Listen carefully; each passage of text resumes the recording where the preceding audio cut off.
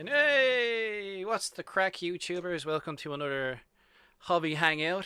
It's myself, Skarnir, your host as always, and today we have none other than the Minitzonthesun channel, Jon, in the house. What's the crack, Jon?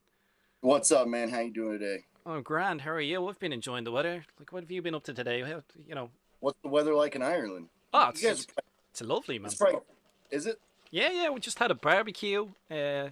Enjoying the sunshine. I think it's in the 20s in Celsius, so like it's unusually warm over here for a bank holiday weekend. Like it's really good. Nice. Do you ever spray paint outside? Yeah, can do. And do you ever check the humidity before you do that, or Oh, you just go? before the hand. Nah. Well, like we live by the sea, so I probably should do, but like I haven't done it in a long time. But it probably would make sense. Like, what's the humidity like where you are then for spraying?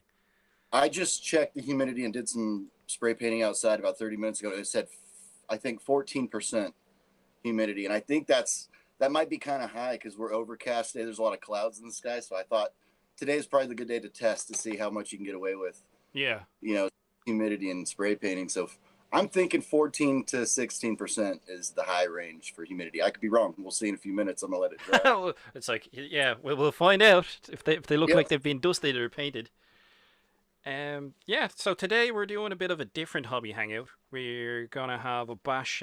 What you do? So do you want to tell folks like what you do, Jon? You're like really, you've got a long channel. Like I've been subscribed to you for what, I don't know, 10 years now, man. You know what I mean? Yeah. You're Yeah. I one of made the my. old schoolers coming back into the fold. So tell people your story, man. All right. I'll give you my whole little rundown, my hobby rundown. It's pretty quick. I grew up in Southern California where there's not a huge Warhammer community. I didn't even know about it. I didn't hear about Warhammer or Games Workshop until I was probably 19 or 20. I was really into miniature remote control cars, so I go to a hobby shop with a girlfriend and her little brother, and half the shop was RC planes, trains, and cars, and the other half was games, mostly Games Workshop. And at the time, Void was really big, and I'd never seen anything like it. And I was with my girlfriend. She's like, what's all this nerd stuff? And her little brother's over there. His group of friends were actually playing a game of 40K, and I wanted to go look at that, but I ended up going and looking at these cars. Her little brother walks over, seeing his friends, and he's such a little shit. He stole a Terminator from one of his buddies. It was an all metal, barely painted Terminator. And he just kind of like, hey, what's up, guys? And he snuck it and put it in his pocket. So we get out to the parking lot, and I was like, what was that? What were you and your friends doing over there? He goes, oh, it's a game. He goes, and I stole one from my friend, and he handed it to me, metal Terminator, and the arm broke off in his pocket, so I could see that it was a glued together thing. I was like, what is this? So, so my next chance to go back to that shop, by myself, I went in there and just spent hours looking at all the figures. And my next payday, I went in there and bought what I thought was Goblin Wolf Riders. I was so stupid. I didn't realize they had two scales. I bought War Master uh, Goblin Wolf Riders. I got them home to paint them, and they're super tiny. Screwed me up, but it was kind of got the ball rolling. The next time I went in there, I ended up buying Necrons, and then for months, I was going in there every payday to get a box of Necrons, and eventually Space Marines, and then the Orcs. Kind of got away from it, and then in 2006 or 7, I kind of went back into it, and the Orcs were, what kind of drew me into it. Started collecting those, and yeah, I had put up my first YouTube video in probably the summer of 2008, I think it was. I started doing Bad Moons and putting up, conversion pictures and stuff like that. And yeah, man, you remember the old days. Oh, I remember. Yeah, I think that's what it was. Is orcs. I think that's how you got my attention. That's how I ended up subscribed to you. You must have been on your orc buzz when I found you, because I used to do that back in the day, like subscribe to anything orky. Because there wasn't really much back then, was there? Not much at all. When I started, there wasn't a mini wargaming. There wasn't Beasts of War or anything like that. It was just Yeah. a handful of guys that were doing orc videos. I could remember the names if I think about it, but it's been a long time. Yeah. I know what it's like. You're trying to remember stuff from that far back. It gets a bit foggy after a while. Yeah, now when I go watch those videos, it's been over a decade ago, and it's more of watching I remember things that were happening in life, during those times. It's pretty During the cool. videos. Yeah. Yeah, it's funny Yep. when I look at some old ones as well, it's like, oh, that's when I was dating a different girlfriend, or I was living in a different country, or you know what I mean? It's funny Yep. how that sort of ties in for your personal history. Yeah, I've been with the same girl since my first video. That was around the time that actually we started dating. Was when I started getting back into the hobby. And then every place that we've lived together since, I've got videos of my first apartment we lived in. We almost burned the house I down in the remember, kitchen. yeah, I remember you burning something in the kitchen or something. I remember you doing the video on that, man. Yeah, yeah. That's Yeah, funny, and man. then we moved from the coast back into inland California, and it was, I made videos about I had a basement. I I got to remember go that down. one, the video. Yeah, yeah. The house. It You was showed always the nice house and off. cool. Yep. And now we live up in the mountains, about an hour away from my old house, and I haven't made any videos, but I got a mech shack of my own out in the backyard. Got your little work shack. Nice. Oh, it's Nice. really nice. I liked the basement. It was cool being subterranean, but I like having a shack outside. It's nice being outside besides the bugs. Just get But yourself yeah, like some aerosol flamethrower going for the bugs. Damn nids. most anything that crawls across my desk has to die. I Dead. let everything else, if it's on the wall or on the ground, it's it gets it gets a pardon. But if you crawl across my desk, you're going in the boo box. My putty oven, my putty oven's a torture chamber for bugs that intrude. If they get too close to the sculpting material, they need to go. They can't interfere with the art. We've a lot of people chatting away in the comments section, remembering Void, saying they missed the game Void from back in the day when you were talking Yeah, about it. they had cool models. They had some cool stuff. There's some really cool stuff. I'm gonna throw a link into the chat, guys. That's Jon's channel. If you want to click on it, it's also in the description as well. Go check him out. It does a lot of sculpting stuff, which is what you're gonna be sort of showing us today a bit, Jon, isn't it? Like, cause Yeah, I'm clueless. Like I'm really clueless when it comes to this stuff. But you're the pro. You're the master of it in my eyes. So we're it'll be a bit more of a sort of a learning tutorial, kind of ish. yeah, yeah. Whatever. We'll go. Well, We'll do whatever. I'll give as much information verbally as I can first, and then I'll demonstrate if you want me to. Cool. First of all, yeah, like any kind of conversion work. I started messing around with bolt action, just adding little packs and things to some World War II figures, and I kind of just got familiar with the putty, got comfortable with it, and then eventually started making my own figures, just starting from the ground up, a wire in a cork, and try to do a boot.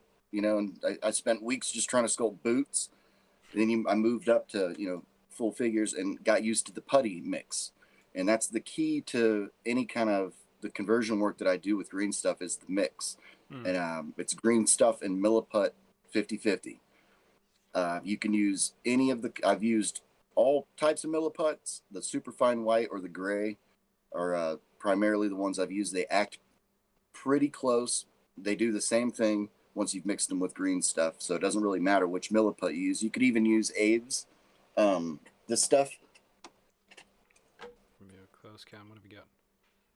Aves Epoxy Sculpt, 2-part epoxy. It cures really, really hard. But on its own, it's not as easy to work with on a miniature. It's not as sticky.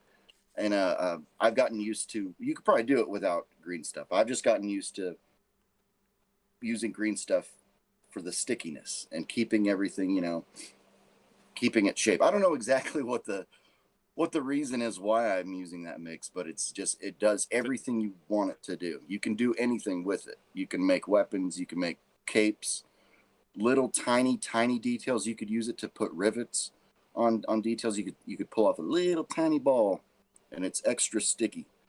And once it cures, because of the Aves of the Millie Pot, it's extra hard. And when you have a finished cured putty, green stuff on its own is not very workable once it's been cured. It's kind of rubbery. It'll still have some malleability to it. Yeah, and bit of give. It'll almost have a grain to it, like a wood. It doesn't. It's not easy to file, drill, or sand after it's cured. when you add in the Millie Pot or the Aves epoxy sculpt, you end up with, like you said yesterday, kind of a porcelain material. It's more, it's harder, and you could file it, you could drill precise little holes into it. You could, shape it and form it. You could almost machine it. If you had a big chunk of it cured, you could turn it in a lathe and make a vase or something like that. It's hard stuff.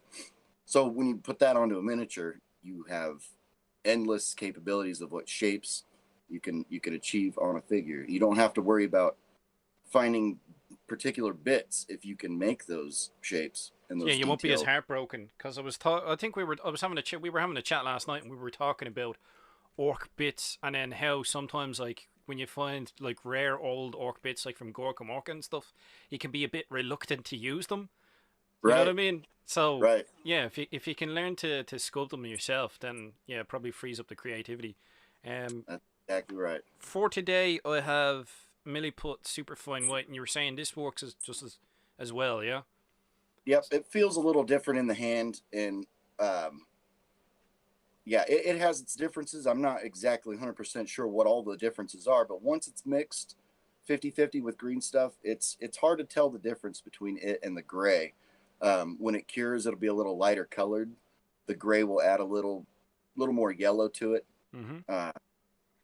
But yeah, you could tell anything that you add to the green stuff lightens the color. That's why all my greens that you see are they're more yellowy and brighter green than if it was standard green stuff. It's, green stuff's much darker.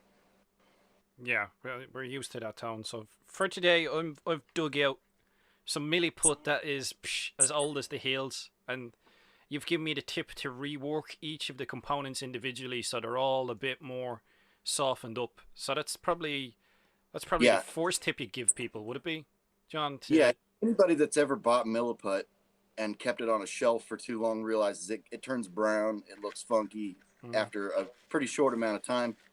The company that makes Millie Pot doesn't want you to know that it's still fine. You could still work it. You just got to, you got to knead it back into, you got to reconstitute it with a little bit of petroleum jelly. I think what happens is whatever kind of jelly or whatever kind of oil that they have in that stuff kind of evaporates out or something. Yeah, something like that, and it discolors when it does. So when you work Vaseline back into it, you'll never get the good color back. It'll always be a funky color, but you could work out all the hard. It grows like a skin. Yeah. One part of it grows like a hard. I can't really show that great here, but it is slightly. This one is kind of an off-white, sort of. It's not as pure white, because this is a fine one. This is normally like a pure white, the hardener, but it's sort of an turns yellow. Yellowy color, yeah. But you're saying that's probably one of the top things that people do, because I remember myself, you can kind of see the off color a little bit, and then if you cut into it, it's pure white. But you're saying that's still good, like. So how would you know that it's dead to the world? How would you know, like, if you bought some and it's not? I don't know. It really wouldn't be know. malleable at all. Maybe? Because I've had some that I would definitely say was, I mean, it was discolored nearly all the way through, and I still worked it into I warmed it up with my fingers, put a little bit of petroleum jelly into it, and it came back to life. And I used it for more bulking up. I wouldn't use it when I do detail. It was just kind of my bulk Millie Pot. Yeah. And it had like dust and boogers in it. It was not a good. I didn't use that for my good mix, but it was still, after all that time, once it was mixed, it cured perfectly. And if there's any bumps, because sometimes also when you use the putty oven, if you have little pieces of dust and debris inside the putty, and then you put it in the oven, even at 200 degrees, something could happen with those particles, and you get bubbles. When it cures, you'll have these little tiny bubbles, but if your putty's cleaner, you won't get those bubbles as much. And most of that you could sand right off or file off. So you were saying petroleum jelly to help, like, bring it back to life. So you put a bit of petroleum jelly on. Yeah, we got some just bog standard stuff. Nothing special, just nothing special. Off the shelf. And then you were talking about a putty oven. So, like, I never heard of a putty oven before you were talking to me, like we were having our chat there the other night. Yeah, one of the things when I first started sculpting was, sorry I cut you off there. No, fire away, man. I think I know what you're about to ask. when I first started with green stuff, I realized it sucks because you got to sit and let it cure, and it could take a really long time. You want to move on. Mm-hmm. And I remember seeing, I think Patrick Keith, the sculptor Patrick Keith, showed a little tutorial years ago and mentioned his putty oven. It was made out of a desk lamp. And he just basically throws his greens under that for 20, 30 minutes, and it cures them. Mine is made of cardboard. It's just kind of a little housing. Let's see, flip my camera around here. I'll show you. See that? Nothing beautiful. It's got a little door, and it's hot in there. There's a lot of bugs in there. And what it does basically heats it up. It's just a basic light bulb that gets to about 200 degrees, a little less than 200 degrees Fahrenheit. Fahrenheit, yeah. Yeah. So you'd have to work that out for you guys in the in Celsius land. I'm sure someone will put in whatever 200 degrees Fahrenheit is in Celsius in the comments section. Thanks, guys. There's bound to be one. Fair play. So yeah, you find the putty oven, you're able to work your work pace increases. So you won't end up with some of the issues that like I've had where I'll green stuff something, go to work in a different area, and then I'll put my thumb in it and like smudge the detail. Yeah. It's the most frustrating thing in sculpting. If you work on something on the back of a figure, you better put it down before you start working on the front and let that cure on the back, because you will touch it. You can't avoid it. I've tried everything to avoid smudging details that I've already done, and the best way to do that is to fly through time in a little time machine. It takes 7 minutes. I put the figure in that little cardboard structure there, and it's about 200 degrees, sometimes less. It takes about 7 to 10 minutes, and the thing comes out hard, ready to go. I think you should do, like, if you get the chance, man, I think you should on your channel do a video just about the putty oven, because to me it sounds like what wet palettes are for guys who are painting, and it's like you go from just using a tile to using a wet palette, especially if you're doing blending. It's like it'll help massively. By the sounds of what you're telling me, I like having your own sort of little lamp putty oven sounds like that sort of tool, that leap in helpfulness for someone who's doing sculpting. So I think if you're going to be doing videos, man, I'd love to see a video like that. If you just did like a how-to or something. I know it's basic, but it's up to yourself. You know what I mean? But I'd find it interesting. That's a good analogy too, though, with a wet palette, because once you get used to the wet palette, you're not painting without it. You don't want to go back. Yeah. Right. Yeah, and it's kind of the same way with the putty oven.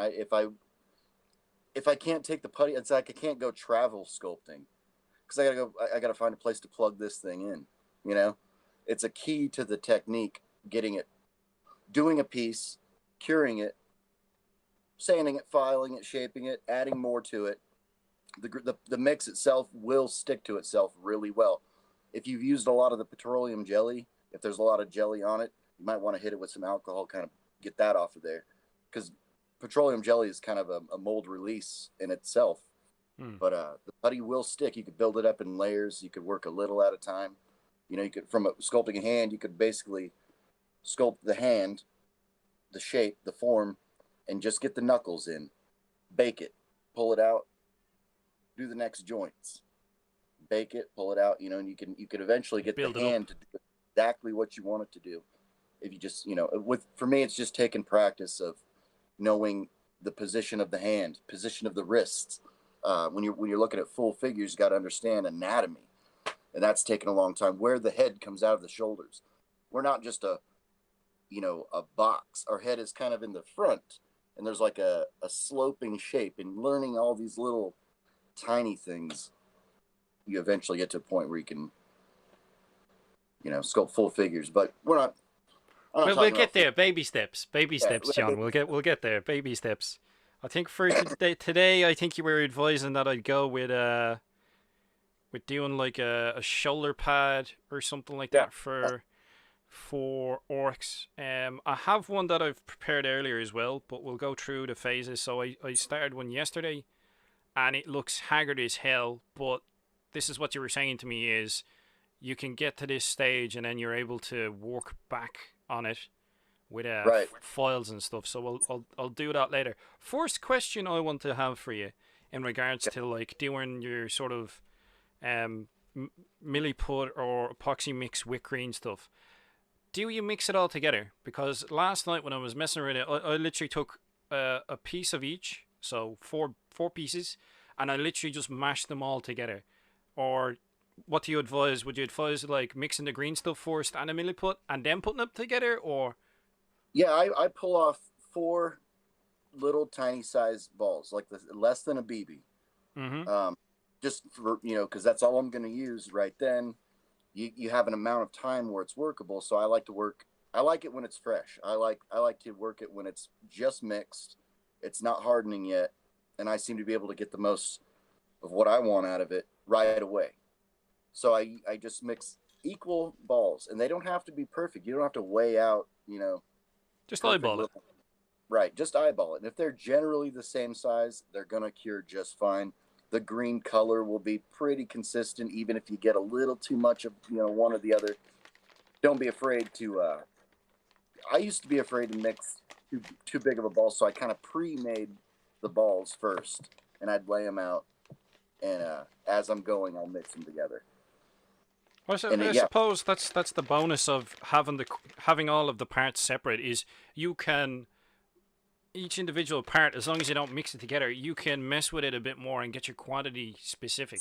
Whereas if you got the components together immediately, then yeah, it's starting to react. I suppose that's a massive bonus straight away. Like you and can measure out your quantities a lot better.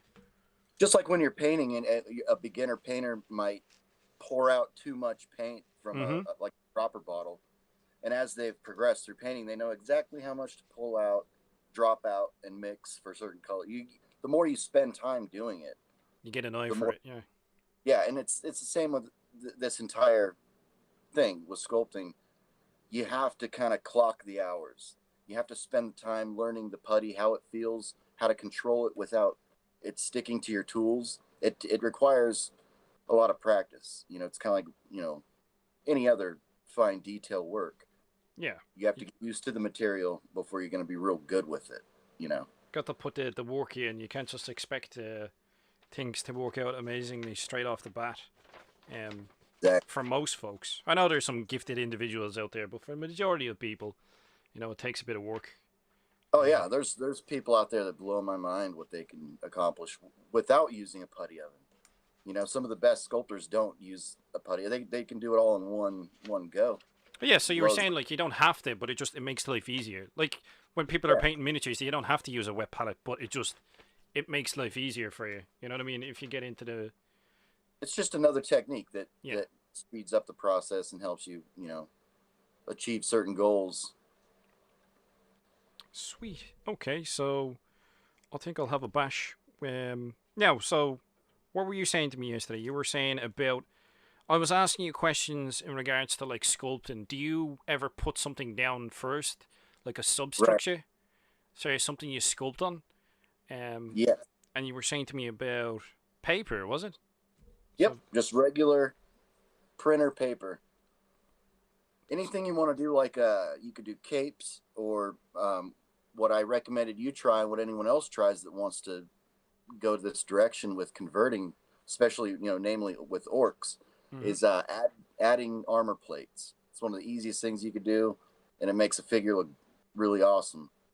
And instead of just going straight onto the body with a blob of green stuff, not knowing where you're going, and just shaping things around without a substructure or something there, you don't know where to stop. You don't have as much control. When you push the putty on one side, it might push it on the other side.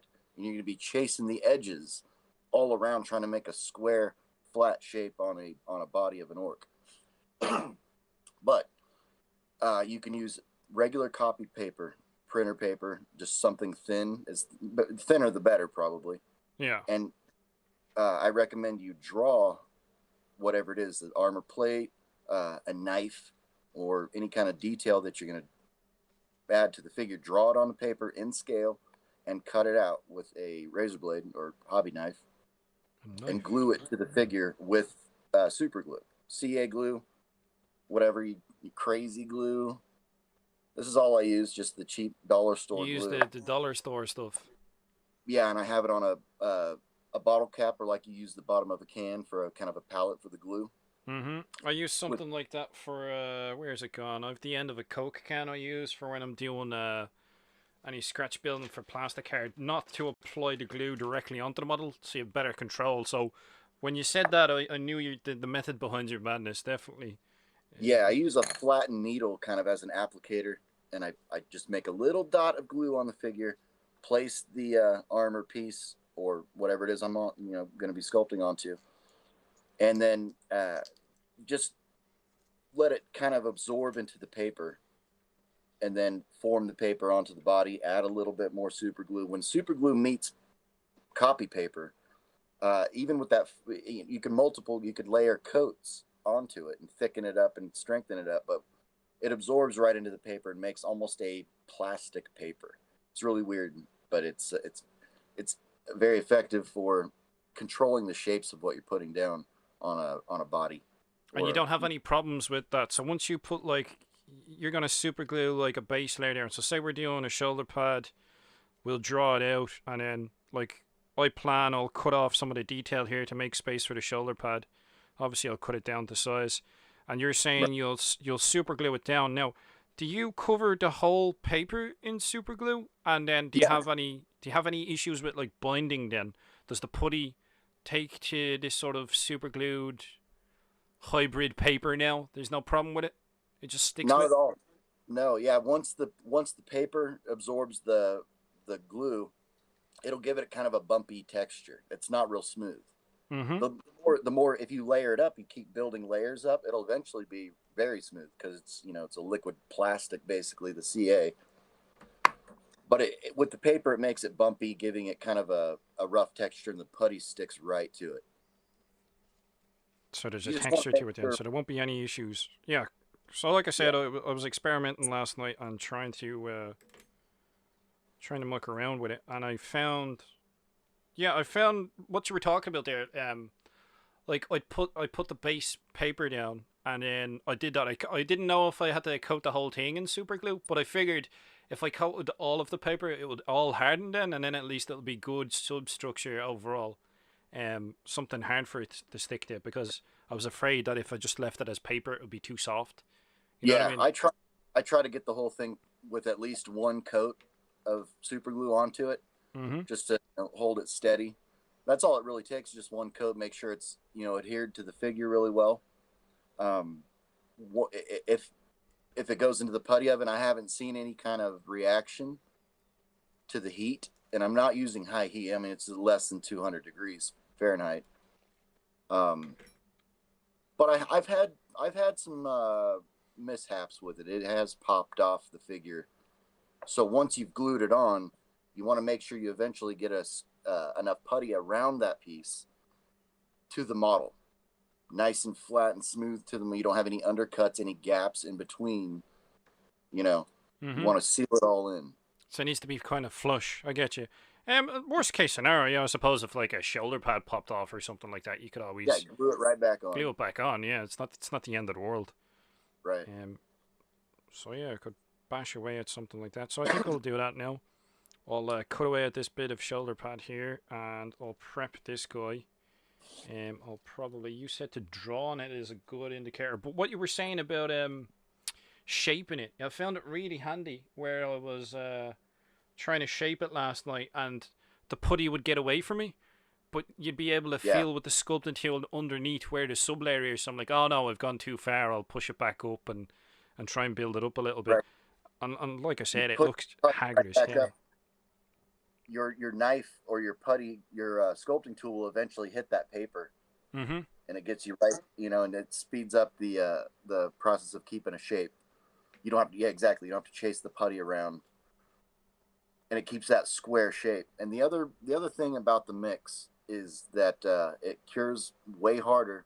Like I said, you can machine it and shave it, and drill into it. Something for an armor plate. Nothing is ever, how do I say this? the finished, what you finally see finished is never like that as putty. It's never raw putty like that. I don't achieve any flat surfaces like that with putty tools and working soft putty. It has to be cured and then filed. It has to be flattened. And that's when you put in the battle damage. And once you've got that all flattened, you add rivets. Little tiny ball, as tiny as you can get, and you kind of just smash around its edges, bringing the rivet down. It's kind of hard to explain. I get you. I get what you mean. I think, yeah, some people might only see the end product, and then they just assume that you just throw it on and sculpt it all straight away. But there's a process that you go through for sculpting stuff and building it up on layers. And even you were talking to me about terrain, making it out of card and cardboard. You were saying something along the same lines. Right. Building it up over time, over layers. Yeah, working in layers is kind of the methods that I found that are most successful. Never tried to get the finished product, in the first phase. But here's a little grot that I was working on. We'll go close cam. Boom. See if it'll focus. Come on, focus, grot. Anyway, it's underneath all that. I've basically sculpted not a very detailed skull. I'll just get a basic face shape and scale that I like, and then I'll bake it. And then once it comes out, I'll use a file to file in kind of this part of the face, where the eyes are. Yeah. With the shape of the file, kind of round. These are all I use, just cheapo, regular files. You can get these anywhere. I'll go and just make the shape of the eye sockets. Mix up some putty and form the eyebrows and sometimes the cheeks. Bake it. And then when it's, 7 minutes later, it comes out. Those aren't going to move. They're hardened, and I can then work from the forehead without messing up the shape of the eyebrows, because you want to get the character in the face. You want the eyebrows go in different directions or whatever you want to do. You want them there for good. So I'll kind of work in phases to sculpt a face. On the heads that I did, the orc heads, those were all done probably 30 bakes between each one. You sculpt a little bit of the chin, get where you want it, bake it, and then I could sculpt the big jaw, the jaws, yeah, up to the chin, and I'm controlling where the proportions go. And that's I kind of think is the key to doing. A lot of other sculptors would do it differently. It's not the way to do it. It's just my way to do it. It's just your way. Yeah, I was literally about to say those very things. Yeah. So it's not the only way to do it, but this is how you go about doing it yourself. It's how I've developed over hours of trial and error. I have boxes of failures, just a lot of boxes of shame. Things didn't go, where I wanted them to go. And I think that's what people need to be conscious of as well, John, is, you know what I mean? You're only going to see the end product most of the time, like when people are posting up images, and sometimes that can give off a perception to people that, people generally don't post up the 9 or 19 failures it took to get to that one good sculpt. You know what I mean? Right. I think sometimes that sort of perception, not that I'm saying it's intentional, but you lose that perception of it as well, that there's a lot going on behind and a lot of failures to get to success as well. Right. Yeah, and I think some people are afraid to show work in progress pictures. It's like, I don't like to do it. I like to show finished stuff. I've always liked to show finished work, and I think a lot of people that might be, they kind of guard their techniques. Like we were talking about this putty mix.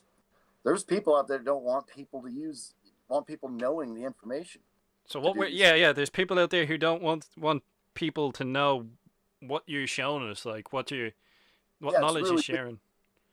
I think some of the Renaissance painters, they were all different. Some of them like to be locked in the church and have nobody around while they're doing their artwork. Don't watch me. Don't see how I do this. And then other painters are like, hey, I want a crowd, and it seems to, make them do better or something. I don't know. motivates. I'm Different people have different motivations. I suppose that's just the yeah.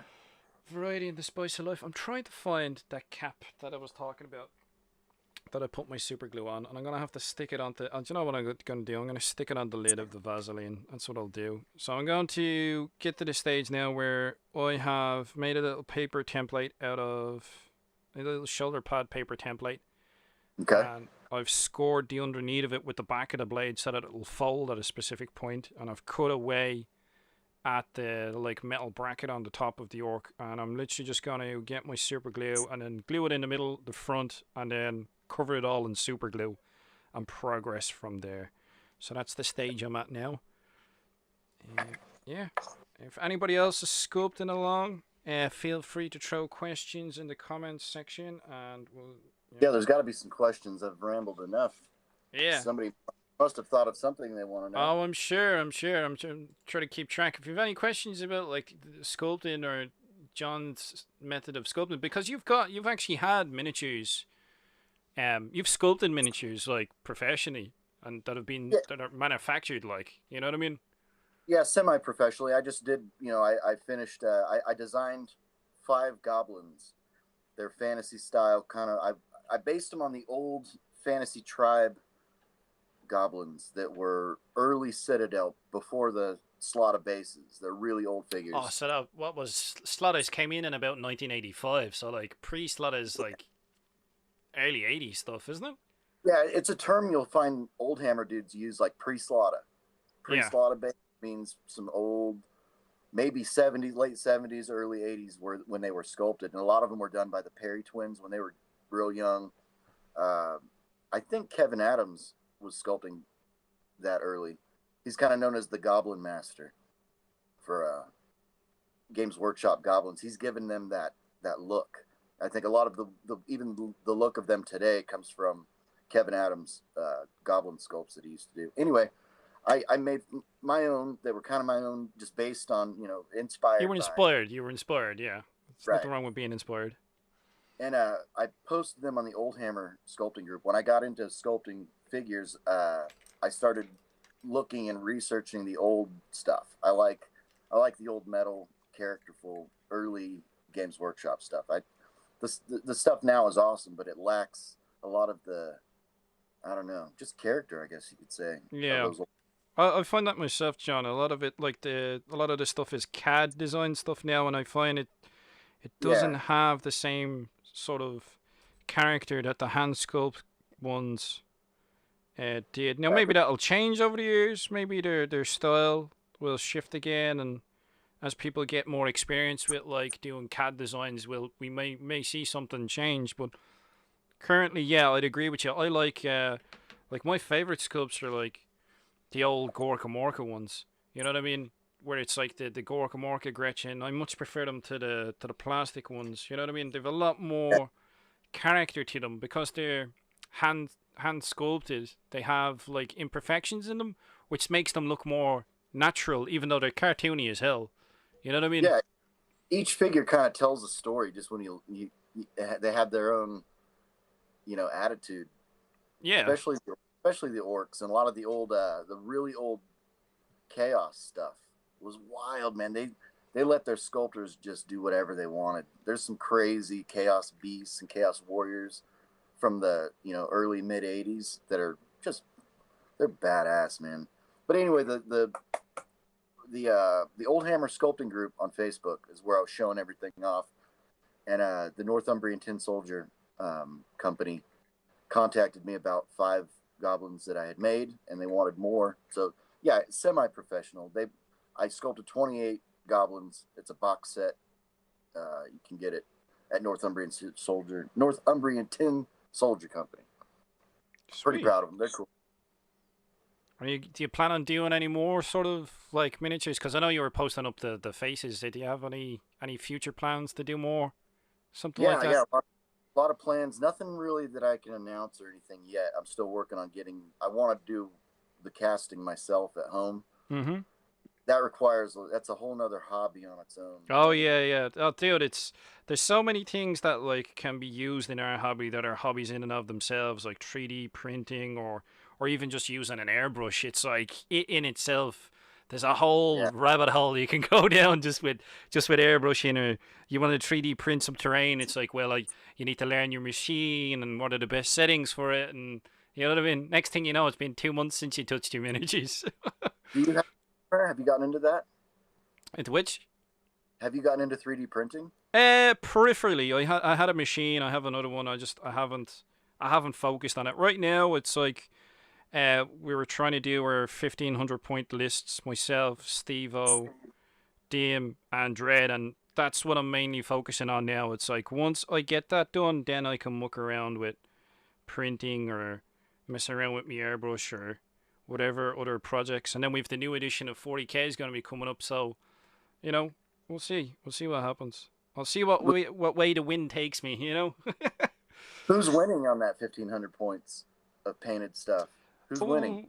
We don't know. We don't. It's still a bit up in the air, like in regards to who's got the most progress done. I've been chipping away myself. I've got some grots I've been working on. I think I've only got a handful of characters left to fully paint, or even just put the base layers on. So we're getting there. But Steve-O's chugging away. Dread's cracked out his airbrush. Diem has like a stash of grots that he's doing up. So I'm just covering this shoulder pad over in a layer of CA glue now. I'm gonna let that dry. And so your plan is to meet up and play games once you guys get all these done? Yeah. The plan is to meet up and do like a game, or like maybe a mega battle, or maybe a few games, and you know what I mean. Have a laugh with it. Right. So Steve-O's got to buy a plane ticket then, huh? I think we're traveling. I think we don't know yet. We don't know. It's still up in the air, but Cool. in my eyes, we're more likely to probably fly to the UK. We'll see what the story is. That's why I specifically designed mine to fit into one case, so I can take on a plane. You know what I mean? Right. That's sort of when I Right. haven't talked about my list yet, but I'll do a video on it soon, and that's part of the reason why I've picked the stuff I've picked is for transport. So it's not, you know what I mean? It's not all like super competitive stuff. We're having a laugh, you know? Yeah, Dread's got all kinds of crazy stuff in his army. We have a question from Robert Marshall. He said, I need a good sculpting toolkit. Can anyone recommend one? I'm looking at the Army Painter one and it looks pretty decent. So maybe that ties into like what stuff do you use? I'll talk about my tools real quick. I have, I think the main tool that I use, I don't remember exactly where I got it from, but if you find it online, usually they're called a wax carver 5 or a number 5 wax tool, or any of those words. You'll usually find this, and I usually bend them. I put a little bit of a bend, and I file them and make them real shiny. And most sculptors end up making their own tools. You know, most of my tools are either old needles or a paper clip or something else that was like you'll find tools. I had an electrician come to my house and work on our electrical wires outside, and he dropped this, and it's just like a flat spatula. I don't know what it's for. It was an electrician's tool. He didn't want it. I called him. He said I could have it, so it became part of my. And it's like I can use it to make, like, push down and pull away, and it gives me a nice flat edge on things. Yeah, metal tools and rubber tools, these you can't make unless you're real savvy, but rubber tipped clay shapers.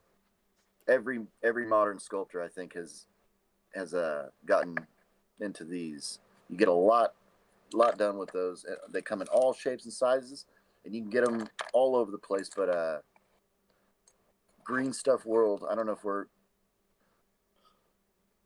know if I'm promoting anybody, but greenstuffworld.com is a good spot to get putties, tools. You can get all kind of green stuff, sculpting aids. I think they have conversion bits and stuff like that now too. I don't know. They've a few bits and pieces. Whoop. That's what I have here is some of those silicone shapers from Green Stuff World. I'm only starting with them, so I don't know. Like, you know what I mean? I don't have enough knowledge in sculpting to turn around and say, yeah, go get them, guys. You know what I mean? So, I'd say go get them, guys. I go get the hard. They have like a hard, firm, and That's it's what the black. softer. So you're saying there's a difference. So the black tip ones are like the firm ones. They're the ones I have. Yeah, So they're they. harder. They have a sharper edge on them, Mm-hmm. and it's a harder silicone. Those are good for a lot of other things. And then the gray set I think they sell are soft. They're much softer, and they are great. They're cheap. It's a good company. The cream of the crop for silicone brushes is Royal Sovereign, Royal and I don't. Sovereign.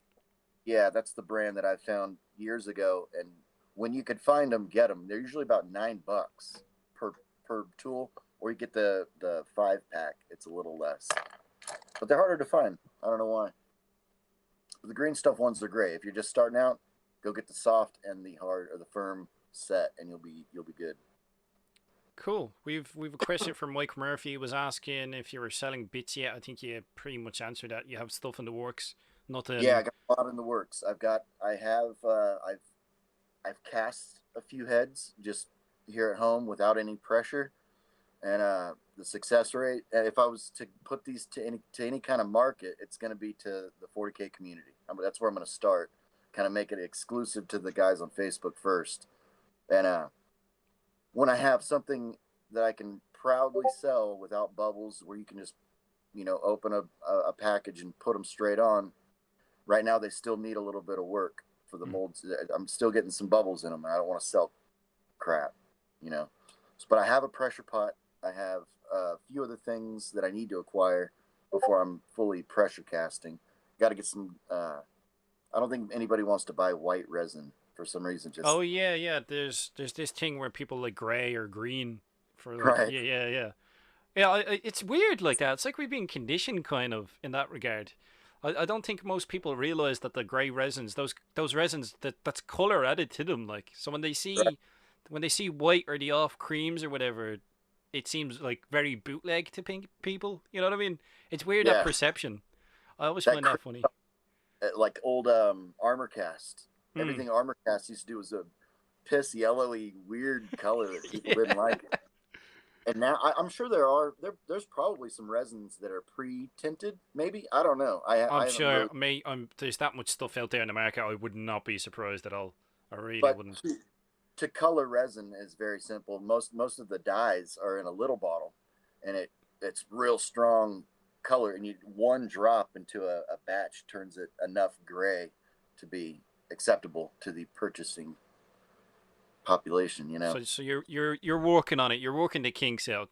So there'll be Yeah, something. There's something in the yeah. pipeline. A Sweet lot man. of kinks when you're dealing with these little tiny things that need to be. I don't want people to have to clean them up that much. I don't want to. Well, you don't want to have. Music to my ears. That's what I want to hear. I don't want to be hearing, like, the last thing you want to be doing is cleaning the mold line off the ribs off of a plasma gun. You know what I mean? That's And if I put as much effort into casting as I have sculpting them, I should be able to make. I should be able to get some perfect casts for these. And I've taken names for a lot of people that pretty much anybody on Facebook that's expressed interest in them. I've written your names down, and when I have enough, when I get to that point, I'll let people know where to send me their teeth. cool. But Cool. I am very motivated to get something out Get your soon, stuff and out not there. Yeah. not just the heads that I've made. I've moved on to the next things, and I'll be announcing things. All in good time. Yeah. Yeah. I got a lot of stuff I could show, but I don't want to get too Yeah, no, ahead. I get you. Yeah, you want to keep some things under wraps until you're ready. So, no, that's good. At least we know, man. At least we know we have stuff coming. There's Essex Boys is saying my wife bakes cakes, and the tools she uses look like they could be pretty useful for sculpting? Question mark. I'm like, if he's a brave enough man and he nicks them from his wife, I suppose anything's a sculpting tool, really, is it? Yeah. Wait till she goes to bed and sneak in the kitchen and steal all those things. I think I know what you're talking about. There's some silicone tipped brushes that are kind of big. They're much For larger. basing, isn't it? Is I it think for I think glazing or so, something? for detailing cake icing, maybe. Hmm. Or dough. They manipulate dough into cool little shapes for like gourmet desserts. I've seen a lot of tools like that that look like they'd be useful in this too. Yeah, anything you find, man, try everything. We have a question here from G the Hyper Sapien. He was asking, can John explain what the hard and soft tip differences are for? I don't know which one to get. I think he's talking about the silicone shapers. Like Yeah. the difference between the hard and the soft ones. Why would you need two sets, and like which application would you use for each of them? Well, it's like when you have the putty on the figure, Mm-hmm. the harder the surface that you're touching it with. If I'm touching it with metal, or if I'm touching it with the hard silicone, I don't have to touch it as hard to get an impression. But when you have a softer rubber, it gives a little. The rubber gives a little bit, so you get a softer. Sometimes the lines you're trying to achieve, you don't want them to be that hard. If you're doing hair or cloth, especially cloth, if you're doing like folds behind a knee, you want softer edges. You don't want to chop in, hard edges. You want it to flow, and you want to kind of bend it around and move it around how cloth moves here. You see, Yeah, like this folds. Yeah. here. To get this in here, I would use the harder tool, and then use the softer tool to kind of bring it out. And that's the best way I can explain it. The softer it is, the less it moves the putty, and the more of a round edge you'll be able to achieve with the softer tip. With a harder tip, you can get More angular. Edge. Yeah. Yeah. All right. Cool. So if there's any other questions off the guys, and then I'll try and start mixing some of this together. And yeah, we'll try sculpt up a shoulder pad. Are you gonna be working on anything yourself, or? Yeah, I could demonstrate something. I've never really done this. Yeah, that's it. It's up to you. Not to put you on the spot. Like we're just sort of spitballing as we go, man. So we'll see how it is. I'll demonstrate just the simple pulling the putty out of the containers. I'll show you my containers first. Yeah. Show us the containers. Van's here as well. What's the crack? Van's a sculptor. I know he'd be well into this, and the hobby git. They're super into the sculpting. Right, so let's have a close cam. Are we talking Van Hammer? Van Hammer is here, man. He's an OG too. That guy's been around. Van Hammer has been around. OG from back in the day. Still sculpting, still kicking it, Van. He said he just got home and he had to log in. All right, here's the little containers I keep my putty in. Mm-hmm. They're just, basic dollar store things. I pull out a small, balls. I pull out my balls. As you do. This container. And the rest of the putty goes in the fridge. I like to store it in the fridge. That'll keeps the Millie Pot from growing the Nurgle skin. And it's this part that does it. This part will stay kind of like that forever, kind of a yellowy color. But you'll see this stuff is looking pretty gross. But it doesn't matter. Once you mix it, it's fine. And what I use is this little tool. And when I sculpt, I go for a session. It's gonna, I'm gonna be working. I take the Vaseline, got some dead bugs, get a little spot with no dead bugs. And I just go, not that much. It's kind of hard with the camera in front of my face. But I keep the Vaseline just on the back of my thumb, right? Mm-hmm. And the tool is kind of got a nice layer of it. I'll start with the green stuff and just pull just what I need. Maybe a little more than that. So you store them in the same container, but you keep the components separate so they don't react. Yeah, you don't even want them touching. But if they do, it's no big deal. As long as they're not mixed together, you're good. And you get to where when I do this, I'm a lot faster. I'm just trying to make sure I don't drop anything. A little less. It's like the ball I pulled off. I want a little less, so just break it away, roll it back up, and just the tiny little bit of Vaseline that's on my fingertips is enough to keep this from sticking to my fingers. So straight away, because you haven't pre-mixed it, you're able to put stuff back. So that's like even straight. Yeah, that's a really good tip. Just starting off. It's just for waste control. I hate wasting putty. And so I use just little bits at a time. You don't have to mix up. I see people doing demonstrations on green stuff, and they'll go, okay, we're gonna, they'll just rip a huge ball of their green. I'm like, they got to be wasting half of that. But anyway, I work on a piece of glass. I like to keep a piece of pretty clean glass. I get these from little picture frames because they got a nice, smooth edge on them, and then just mix them all together. So you mix all 4 at the same time, yeah? Yep. And you see, it's just doesn't take long for it to, turn its awesome color. Cool. While you're doing that, I'll do the exact same thing over here for the shoulder pad.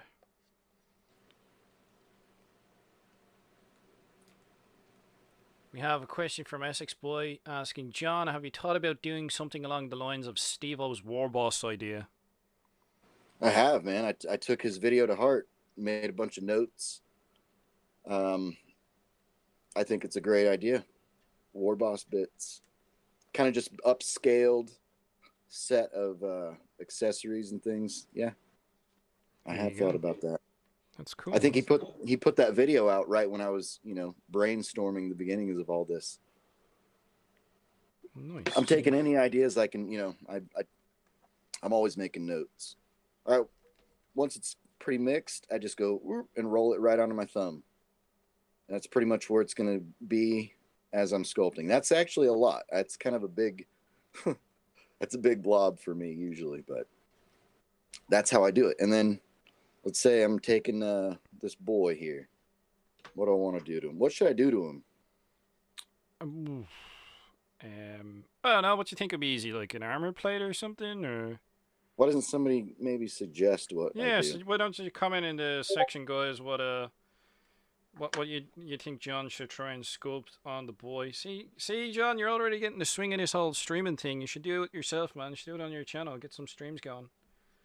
Get some hobby tutorials. I'd love to see some more stuff coming off you, man.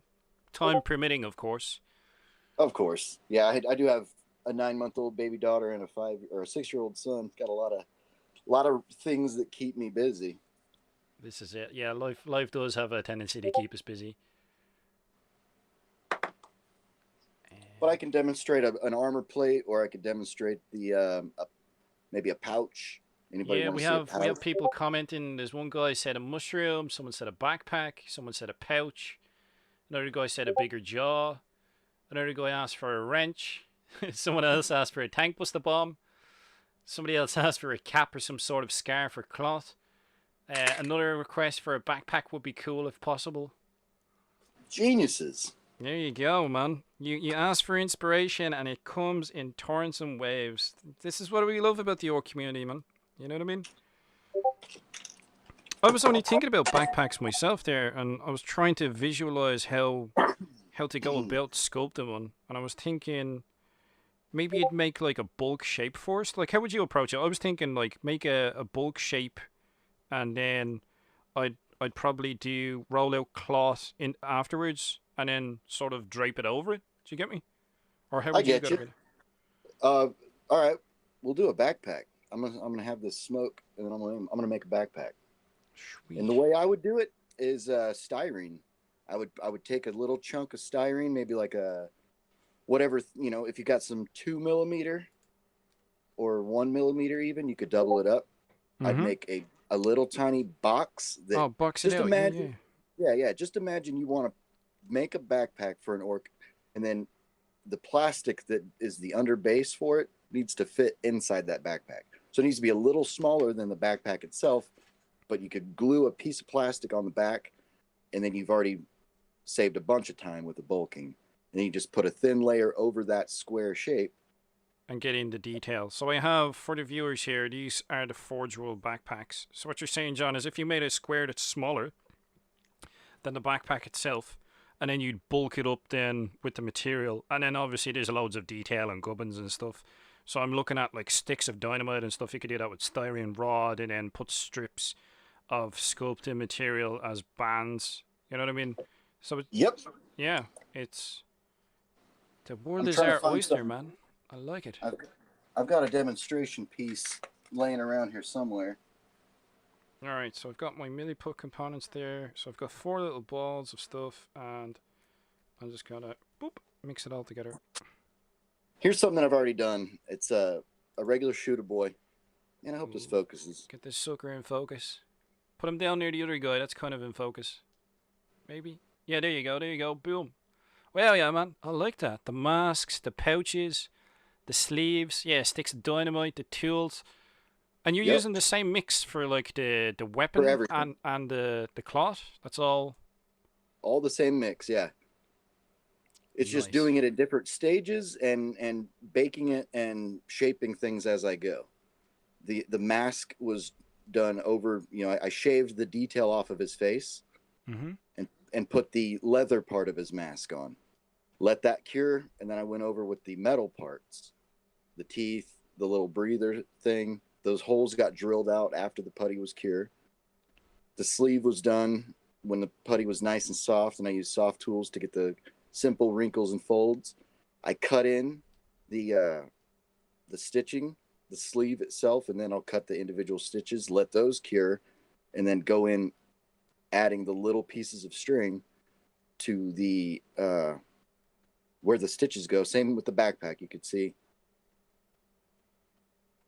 the putty was cut after it was laid onto the basic shape, and the stitches were added later.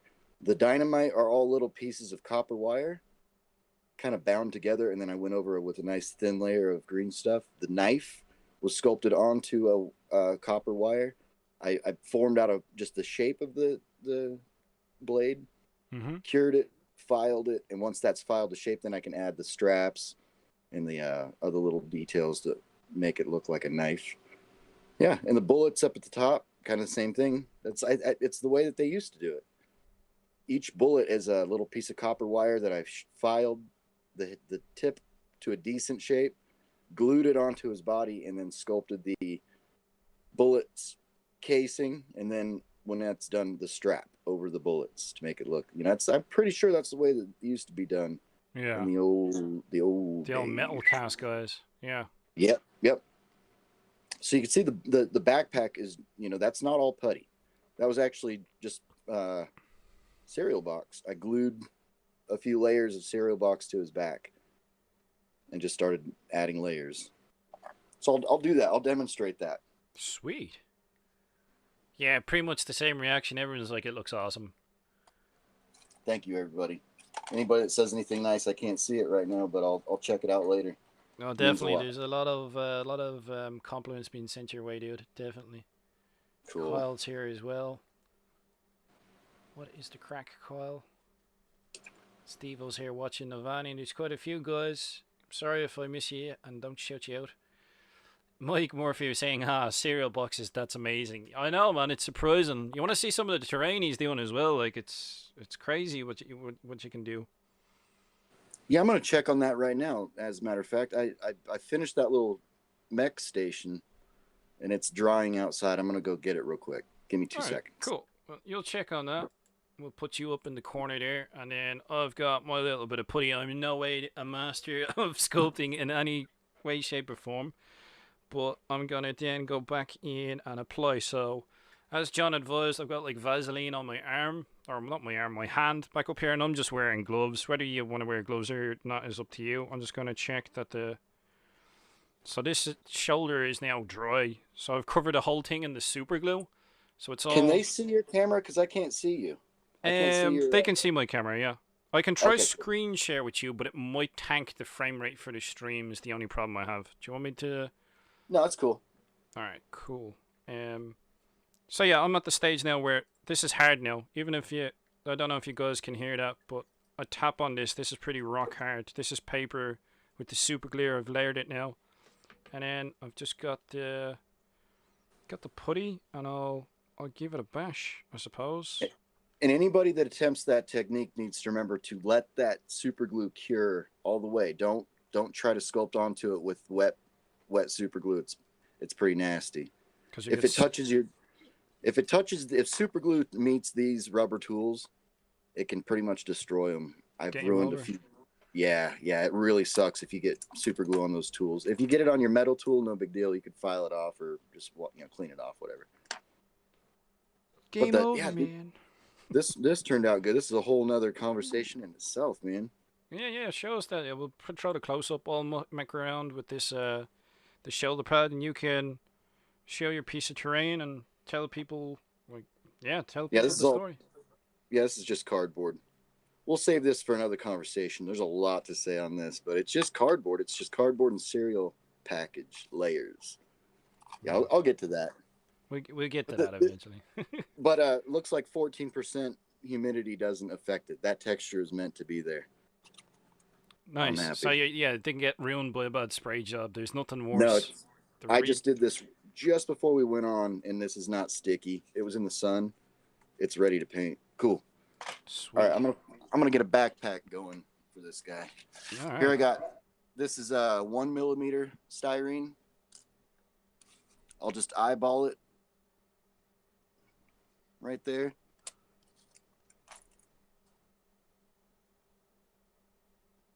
We'll big screen you, John. We'll just focus in on your screen then. I'm just mucking around with the shoulder pad. Forgive me if I'm shaky. I need to eat something today. No, it's cool. You've got your camera seems set up pretty good. Everything's in focus. It's all happy days. If anybody else is working on sculpting something while we're plugging along, feel free to throw it in Discord, and we can show John as well. I'm sure he'd be more than happy to see stuff. My super glue's crusted up. That's always the way, man. First it eats its own cap, and then you have to sort of, you know what I mean?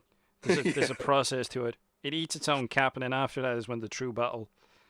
It's an impossible thing, man. Super glues, they've never designed a bottle that doesn't somehow fail you. In one way or another, yeah, eventually. Yeah. I'm surprised, like, the difference between, like, even just the tip of using Vaseline on your sculpting tools is just like night and day, because I would forever get annoyed with it sticking to the tool, and then you're trying to get something sorted and it just wasn't coming out. That's the first obstacle to get past when you start sculpting with green stuff, is learning to keep it off of your tools and off your fingers. And every sculptor is different. Everybody's going to have a different feel, for the way the putty acts and all that, the mix that you use, all of those factors will factor into it. But to me, I know baby oil also works. It's just so liquidy. I've spilled it, and Vaseline just works because you can just smear it on the back of your thumb. You can grease your whole body up if you want to. If you're that way inclined. If that's how you feel, that's the way you want to go for it. You do you, man. Yeah, pretty much. We won't judge.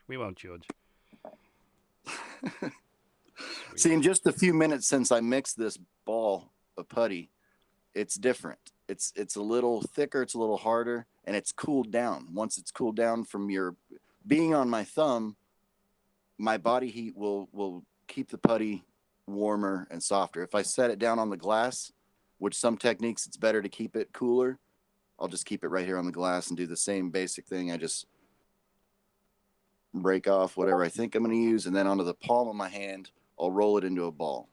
So always kind of have. When would it be advantageous for it to be more like warmed up? Like what would the advantages sculpting for it to be more malleable? And then like what instances would you personally have it one way or the other? You know what I mean? Where you wanted it to cool down a bit? Instances where it's just mixed up, it's fresher, it's warm. That's when you want to do like cloth, pants, a sleeve, or anything with a soft, even like a squig belly, something soft with wrinkles that aren't too hard. You're gonna get those faster when it's softer. And then when you are sculpting small details like say you're doing a gun and you've got a nice flat, when I sculpt weapons, I'll pull out a little shooter here. This has to be these the shapes are filed and sanded flat first, and then when I go on to add that square, I make sure it's a little cooler, just so it's, you know, I actually have to push a little harder to get the shapes. When it's warmer, you don't have to push as hard, but when it's something this detailed, this small, and you want straight lines, it's better if it's cooled down a little bit. So more rigid sort of, yeah. So more rigid structures.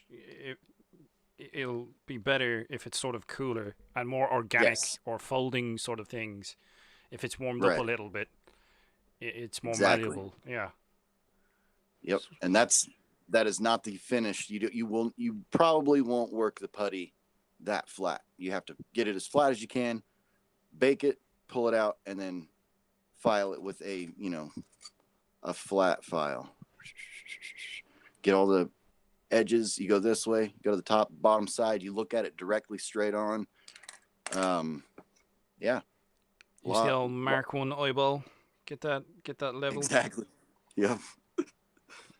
You'd be surprised. So here I got this piece of styrene pretty much where I want it, and you see there's places where it's kind of raised up off the model.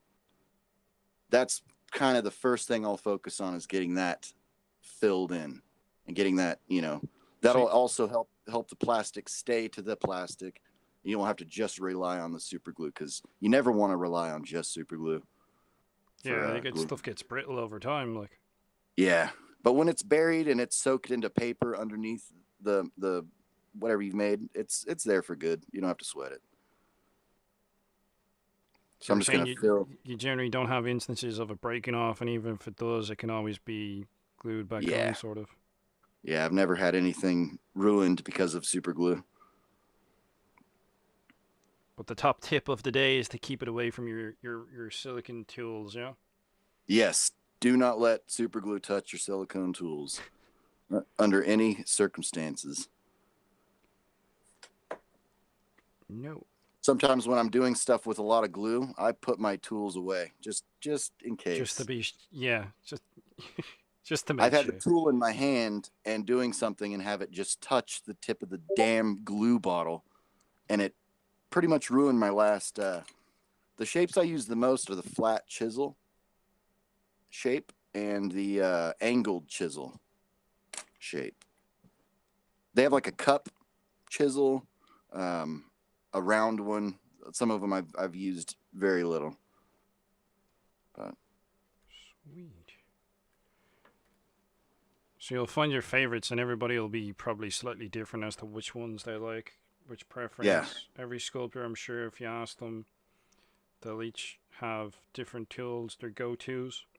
Yep, just like painters, you know, they'll have their brushes that, you know, other people might not agree with. Mm-hmm. But it's their own way. It's the ones they like. That's what you're saying, man. It's not the only way, it's just the way you do it, so. Exactly. So I got this filled in, and pull a little putty over there. So what I'm going to do is go ahead and stick this in the oven. Also, before I do that, if you're going to be doing orc conversions, there's two kind of orc plastic I've found. There's the old plastics that are kind of lighter colored. You know, the old, like I think when these first came out, the plastic was a lot lighter gray. Mm-hmm. And you don't want to put that plastic in the oven. If you're going to be putting these under anything close to 200 degrees, make sure it's the newer, darker gray plastics. This stuff will hold up to some serious heat, I guess. But the old stuff will not. And what will happen is where the injection points are, where you broke it off the sprue, I think is the top of the body. Sometimes there's a spot in the leg right here. If you put that under heat, it just turns into this big pit, which you could fill in with green stuff, not the end of the world, but it softens the detail in the old plastic. So 200 Fahrenheit, folks, just in case you've only joined the stream. He's talking 200 Fahrenheit. Do you not be putting your miniatures into 200 degrees Celsius ovens? No, you'll have to do some conversions if you're... That will be no bueno. And then I got this kitchen timer. We'll say 7 minutes. Boom.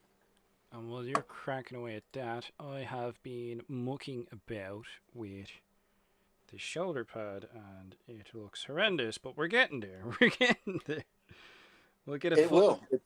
That's the process. It looks terrible at first, and then it's refining, and you know, here's one of my orc heads. I'm putting a helmet on. I'll show that close up. And I try to just get the basic shape I like, bake it, and then the final shape is done more as a, carving, whittling. I'm a whittler. Whittle away. Any other comments? I'm just looking now, man. Steve was saying that shooter looks mint.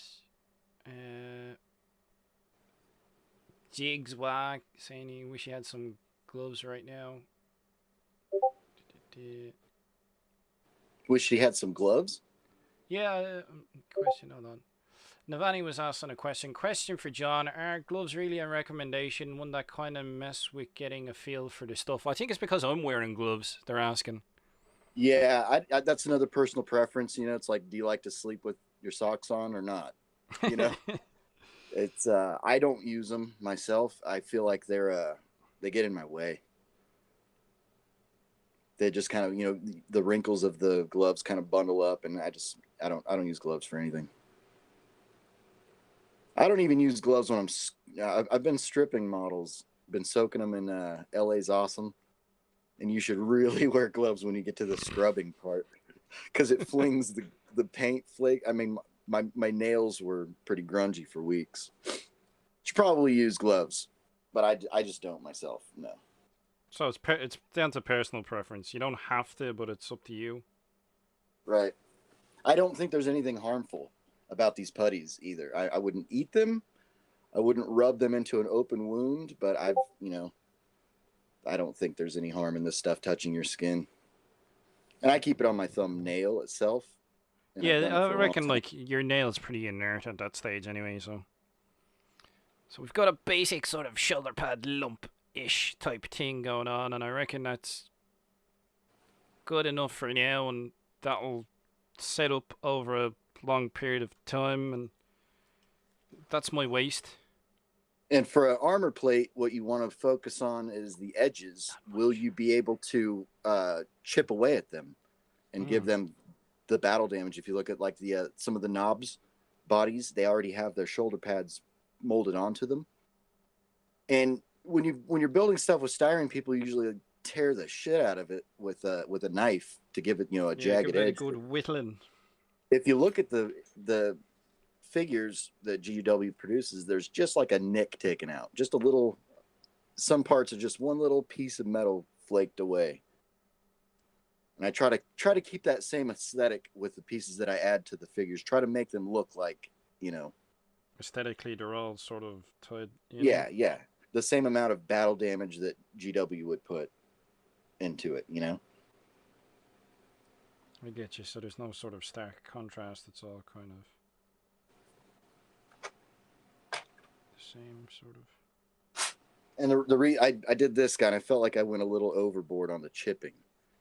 Little too much chipping. Oh, sorry. Yeah, no, that's cool. Oops. I think I showed this guy off. And a little too much battle damage kind of takes away from some of the sharp edges that he had. But that's one thing you want to also look out for.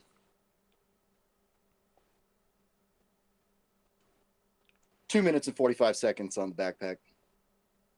So that's like, so once you take it out of your little putty oven that you've got going on, like you're ready to rock and roll for the next stage then, yeah? Yeah, I just let it cool down for a minute. And yeah, ready to move right along. Once it comes out of there, I can file it down if I want to, shape it more. And I go right on to the next layer. And the layers can be real thin.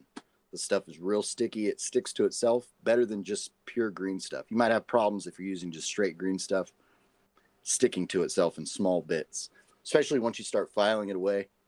You can flake away a giant piece that you added in the step before, But with the Millie Pot, like lamellar sort of layers, yeah. it really sticks with the Millie Pot added on.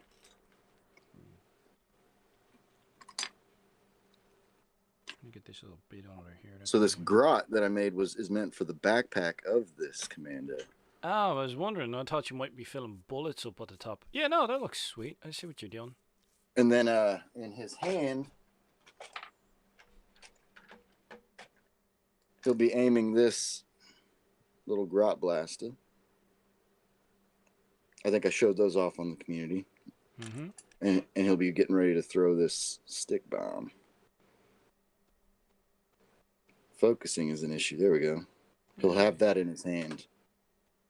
And see, it's just same mix right onto copper wire. I have copper wire of, several different sizes.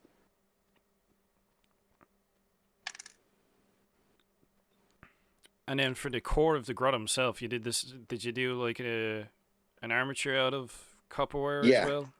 Yeah, you can see he's got 2 wires, and those wires run up his spine basically into his head. And then another wire was glued onto the back of those 2 wires.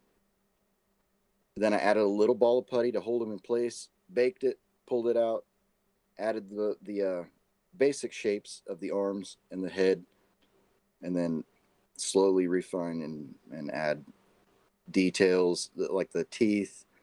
Even the nostrils are added on their own. Each tooth is added on its own so I don't mess up the one next to it. The ears are added in about 3 phases. The eyelids are added on their own. The eyeball is added on its own. The back of the hand is where the hand starts. See, I just get the basic shape with knuckles. Mm-hmm. And then the other side, we're done. We're cooking. The other side, just the basic shape, and then I file it down to where I see the wire. Then I know I've filed flat enough to not have too fat of a palm. See, I've done that in both hands. Come on, focus, man. But yeah, okay. So this is now cooked. After 7 minutes, the green stuff that I've added is no longer workable. You could still dent it with your finger right now that it's just come out of the oven. The styrene is just fine. It doesn't melt styrene. It doesn't melt the styrene that the body is made out of. You can see it's not even bendable. He's withstood the temperatures. And now I have a very solid base to go on with that. So I'll go ahead with that same ball. Now that it's been sitting there a little while, it's cooled down.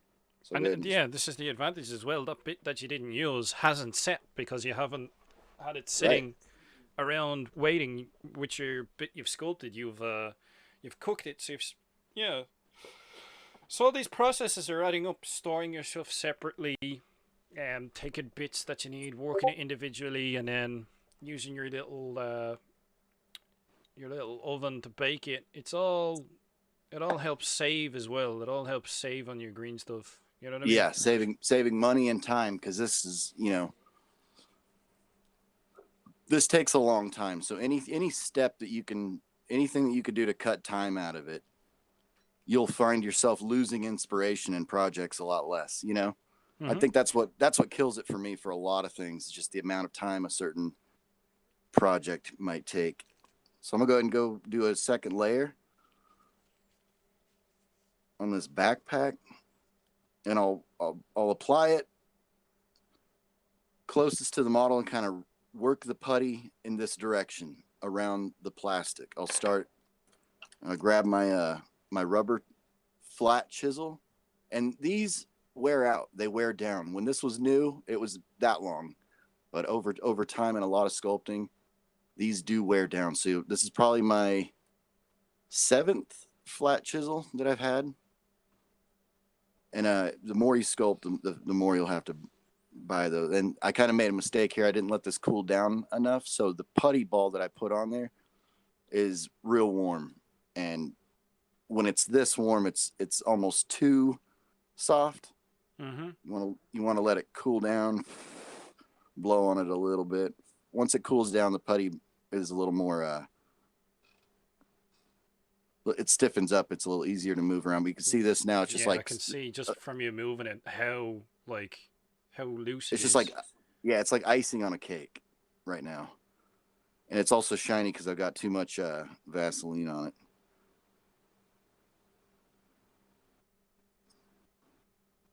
But it's See, interesting how like so little of it can like go a long way though. You know what I mean? yeah, and that is applied, and I'll go ahead and get a little bit more. And when it's this soft, you'll be able to blend these two pieces together. And that's another thing with this mix. The blending of the two putties together is 100 times easier than just straight greens. Blending a even uncured, just fresh mixed green stuff, blending two pieces together on a figure is nearly impossible. You'll always see this connection where they went together. But when you have the Aves or a Millie Pot in there, it smoothens out real nice. So you won't have problems with layers not bonding together as much. Never. I've never had a real problem with that. So we've got ourselves a little backpack. Sweet.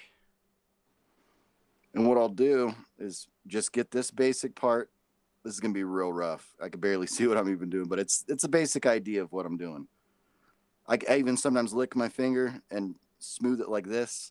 If it's a big, broad surface, just kind of tease it with my finger. Like so.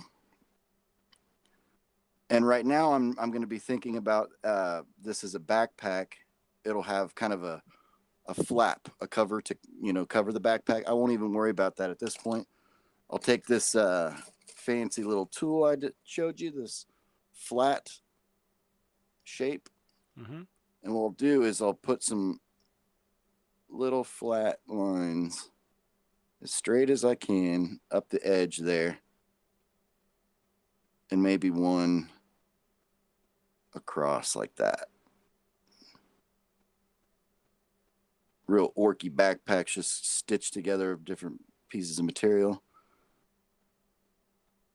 Get that as clean as I can, and then I'll come in and kind of bring those edges together a little more, not so wide. I get you. You sort of pull it close together so that the material looks like it's taut when it's sewn. You got it. You're a brilliant man. I get concepts. Ugh. You got a knack for stuff, bro. Okay, and then I got this little thing. It's kind of the same flat. It's a flatter little tool. It's just a paper clip put into a piece of bamboo chopstick, and then I hope you can see this. Yep, there's perfect, man. I'll make a dot there and a dot there, kind of dot there, dot there. We'll just put 3 good size, maybe 4 good size stitches right up there. Put a few stitches right up here, just like that. Make sense? Mm-hmm. Into the oven with you. Back in the oven with you, beast. 7 minutes.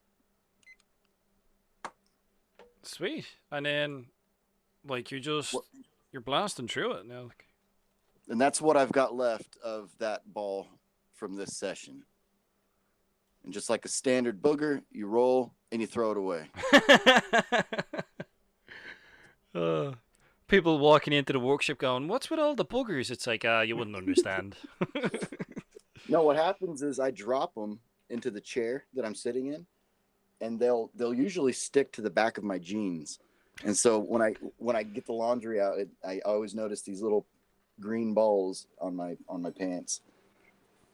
They're not boogers. The green booger balls. They're green stuff boogers.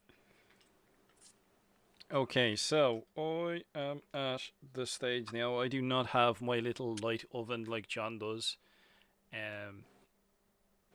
I have that basic shape done. That's still got a bit of give in it, so I'll leave that guy over to the side. And here's one I prepared earlier. Now that I've messed around with that other one, I think I probably should have bulked this one up a bit more, this little shoulder pad, but we'll have a look. So you're saying you can... This is pretty damn rock hard, actually. You It's Yeah, it cures like a ceramic stone or a. It's a lot harder than polymer clay. I'll tell you that. Polymer clay is good for a lot of things too, but you'll need more heat.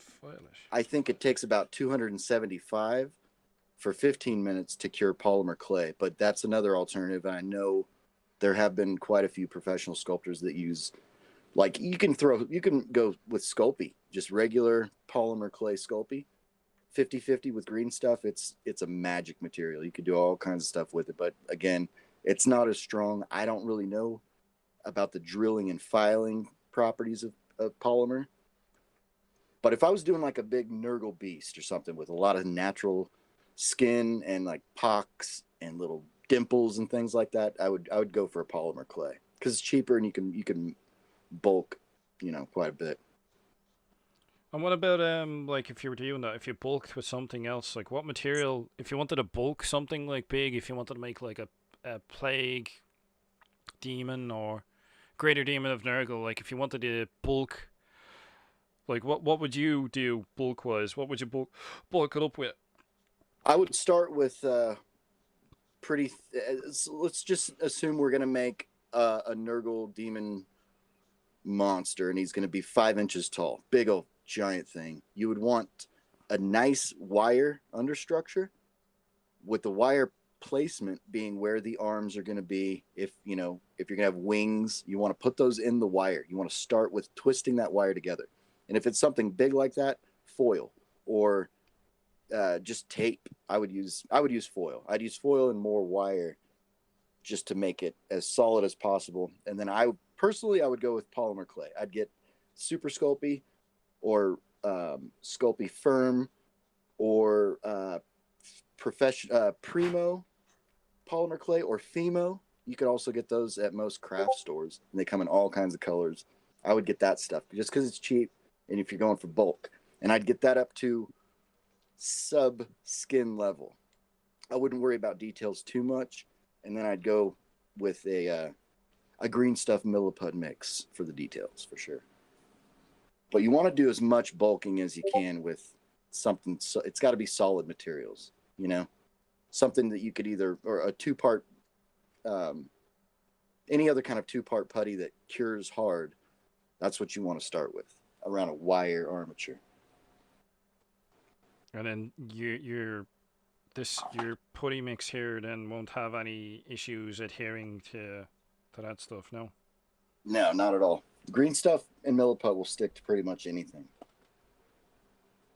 Especially the right when it's mixed, you could smash it into cracks. I think it was originally green stuff itself was developed for plumbers. Yeah, as a Kneadatite, I think, is the original sort of commercial thing from what I got. Yeah, you're right. It's plumbers, yeah, like for pipes and stuff. Because even on Millie Pot, it talks about like you can use it on car radiators and stuff. So it's like it was invented for something else, and we've just sort of commandeered it over the years. Right. I think most people like where I see Millie Pot available is around RC boats, because you can fill cracks and seal areas with it. It's a good sealer, It doesn't go anywhere. The stuff's there for good. Yeah, it's stuck on. Different Gear TV was asking, is green stuff, or can you get different brands? Green stuff as we know it, the original brand manufacturer, I think, is Kneadatite. Yeah. They're the original guys who do it. I think the cheapest place that I've come across that sells green stuff as we know it, even compared to Kneadatite, seems to be Green Stuff World. But do a bit of research and have a shop around yourself. Like, Millie Pot is like, this is cheaper than green stuff. Millie Pot, like, it is. I found over here, like, this is made in Wales, I think, so it might be cheaper for people in the UK. How much did you spend for that for that pack? Probably like $5. Less. $5 British bucks. £2.50, £3, depending on where you get it. Yeah. Like, it's cheaper over here. And this is the super fine one, but you can get the normal one. You can get it for a few quid. I wouldn't say you'd spend more than £5 on it. Maybe £4, something like that. And you've seen how much, like, you get a lot of it, especially for the quantities we're using. Like, look, that's. I sculpt every day, and I go through one of those packs. I probably go through two of those maybe 3 of those a year. It goes a long way. Hmm. And I've tried green stuff from Games Workshop. I've tried quite a few different brands. I think Mini Wargaming actually used to distribute. That's kind of where I started, and then the last few years it's been Green Stuff World brand green stuff, and they're all the same to me. I haven't seen very much difference. It's just how fresh it is, you know. How long it's been sitting on a shelf is going to determine. But you could fix all that. Never throw away your putty. All putty is good. It never dies. It just gets ugly. John's top tip for the session: don't throw away your ugly putty. All right, we're done in the oven. I'll go ahead and mix up one more little bit of green stuff here. Baked up. Let's give it a look. Boop.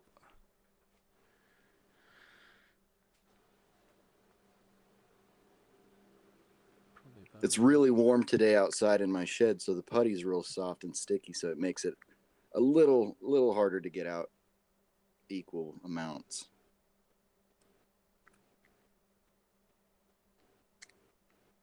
Just this alone can be pretty frustrating if you know before you get the hang of mixing it.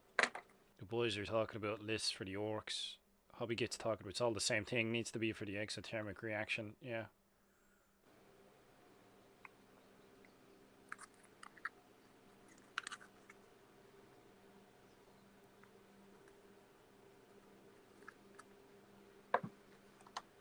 So you got a little too much of that. You can just put it back. Just put it right back. back. Mixed. Nope. I'm seeing like how smooth I've filed this bit out to. Yeah. It's interesting. I think I may need to go back and do another layer on it though. Yeah, I can't see what you're talking about, or I could give you pointers. Yeah, hold on. I'll see if I can. See if I can screen share screen. Hopefully this doesn't kill the stream. Whoop. So I filed this sucker down. This is the one I prepared earlier. It's probably not coming out too great. We can try and... Can you show me what file you used? Just a straight flat file? Perfect. Yeah, that one. I'm just trying to get... I was thinking in my head, I'm just trying to get like flat shapes and flatten it out. So I'm just thinking like pick an angle, stick to it. Pick an angle for the top, stick to that. Same for the sides, you know what I mean? And then for the edges, I'm just thinking like if it was cut out, that it would be like in one cut, like especially for the size of it. It's supposed to be a thick piece of metal, so I'm thinking it would be done maybe with like a burning torch or something like that. But it'll just be like rough cuts, so it's not straight. If you see what I mean, like I've got all of the different, all the lines are different, but it's in with itself at least. I don't know. Maybe I'm explaining myself badly. I get you. One of the hard things to do in that is keeping the same thickness through the metal. Yeah, that's the problem I'm finding right now. Yep, it's just one of the things. It takes practice. You get to where your eye sees it, and you work. Yeah. The best way to do it is to work the putty from one end to the other, like work from the back to the front. Oh, dude, you're killing it, man.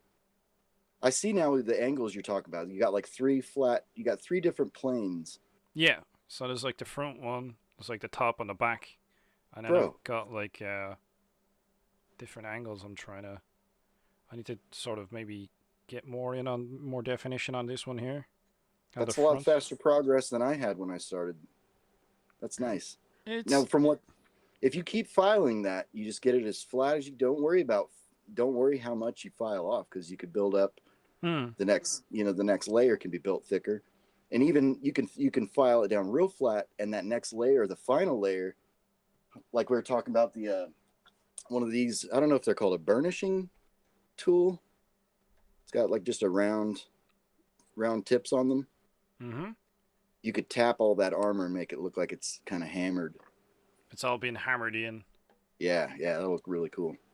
Yeah, because I can notice, like, when you were talking to me about the thickness, I can notice, like, the front, I'm sort of happy with the thickness on the front a bit more than I am on the back. Like it gets thinner on the back, and I think Yeah. I'd like to try and get it so that it's uniform thickness the whole way through. So if I was to sculpt more on this, which I probably will do, I want to fix up the edges where it's closest.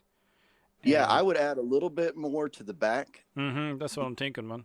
Like and just kind of happy build with it the up. back. And then once it comes out, you could just file it to the same thickness of that front part. Yeah, man. Yeah, Good boy. job, dude. Having fun with that. That looks excellent, dude. It's getting there. All Gold right, so star now for I've got me. just Go on. I'm We're close gonna in. put a little strap over the top of this backpack Mm-hmm. and get a little more putty. Try to get it all in one go. And you'll that's the other thing when as you work with the putty, you'll get used to the size of this little ball, how much you'll need for certain things. And like say if I was gonna put a strap around his leg, make some more straps, you could take this in the palm of your hand, and if it's not too sticky, you just kind of roll it with your tool, and you can flatten the green stuff out to make straps, things like that. There's a few techniques to do green stuff straps, but I always kind of just make them the same way. Just work them as much as you can while they're soft, and then refine them with a X-Acto blade. Definitely. We have comments coming in. Mike Murphy is saying, make hobby tutorial videos, Minutes. You're exemplary at this. Yeah, definitely, man. I think, like, you get the time and the chance. I know you're busy, but I think quite a lot of people would appreciate tutorials. Even what you're doing now, like, even this format. Yeah. There's so much to take in, like. Well, I appreciate that, man. Well, you're happy to share the knowledge. Like, you clearly you have the skill level. Like, the stuff you're coming out with is amazing. So I think, like, we learn best when it's like shown, like, step by step. Like, we're visual. If you think about it, Yeah. even for, like, you have to for humans as we've come along. Every time we've learned something, it's like, all right, well, this is how you light a fire. This is how you build a fire. It's always somebody does something, and you're there, and you watch, and it's like watch and then do. You know what I mean? These are always the best ways to learn stuff. I've never been much of a textbook guy myself. It's always Or sort of like learning an instrument is what it's more like.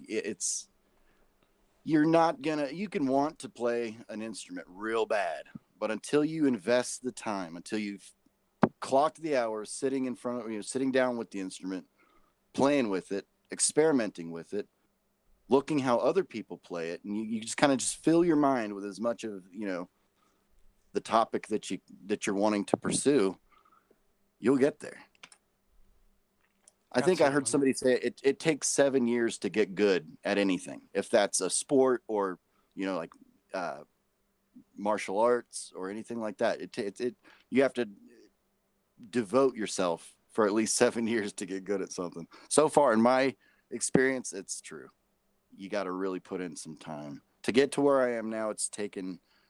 I've been doing the sculpting thing for 5 to 7 years now, and I'm still learning all the time. There's still things I pick up. I have days where it's like I have breakthroughs, and I run in the house. Oh shit! I figured out something. Something's easier now, and it keeps you going at it. keeps you ticking. But you gotta have motivation. If your motivation is to get to the game table, or to just get good at a skill, you got to be motivated. Yeah, there has to be something there to drive you. That's I think what I've lacked is motivation, and I guess everyone deals with self-esteem kind of things.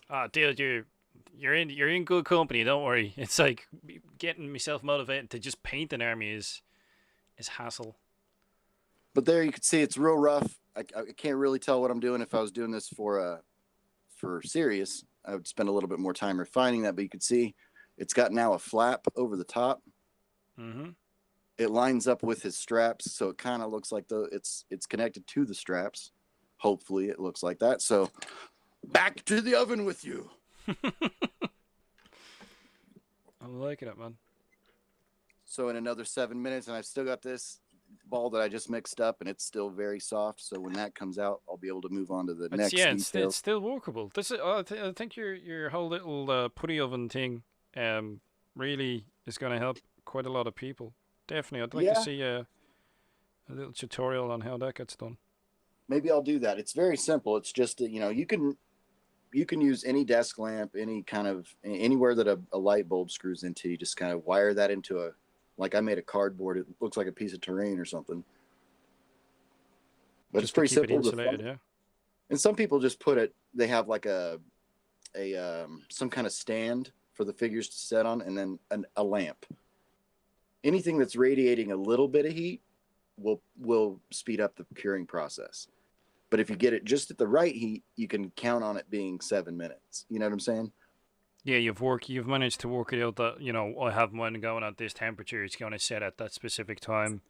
Right. You could set them out in the sun, and they will cure faster than they will inside your hobby room, in the dark. You put them outside with the heat and the light, it'll cure faster. Get you. And also, if you say you've just mixed up a ball and then the phone rings, or you feel a number 2 coming on and you got to go, and you don't want that to cure at all, you stick it in the freezer. Stick it right next to the frozen peas, and it'll harden and it won't cure. It'll stay that way. You could probably pull it out maybe the next day and still play with the putty. Oh, so it's the whole, like, it's an exothermic reaction then. If Yep. You must be slowing it down once you cool it. The curing process of green stuff, though, you can, it's kind of hard to tell because we're already warm. We have warm fingers, but it heats up as you mix it up. If you mix a big ball of green stuff up, you'll feel the heat coming off of it immediately because it's an alert. It's a chemical reaction going on. I think a with lot of resin. people don't realize that. Yeah. So you were saying about resin? Oh yeah, resin, kind of the same thing. When you're pouring like a polyurethane resin, you mix the 2 parts together, and you could feel the outside of the cup will heat up quite a bit. I mean, it gets hot in some cases. Yeah, it gets warm.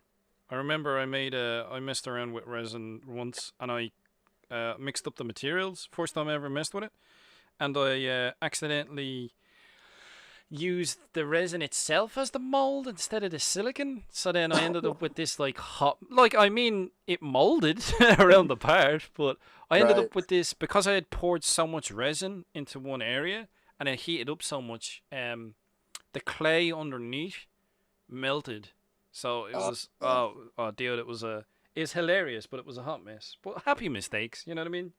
Yeah, you learn. You learn. That's how you get good at stuff. Exactly. You got to make mistakes. Don't be afraid to make mistakes, folks. Any other questions from anybody? The Hobby Gate was saying it needs the heat to complete the reaction. Take the heat away. Makes sense. Kyle was saying the 7 years is often misquoted, since that 7 years doesn't mean working on it 8 hours a day or such.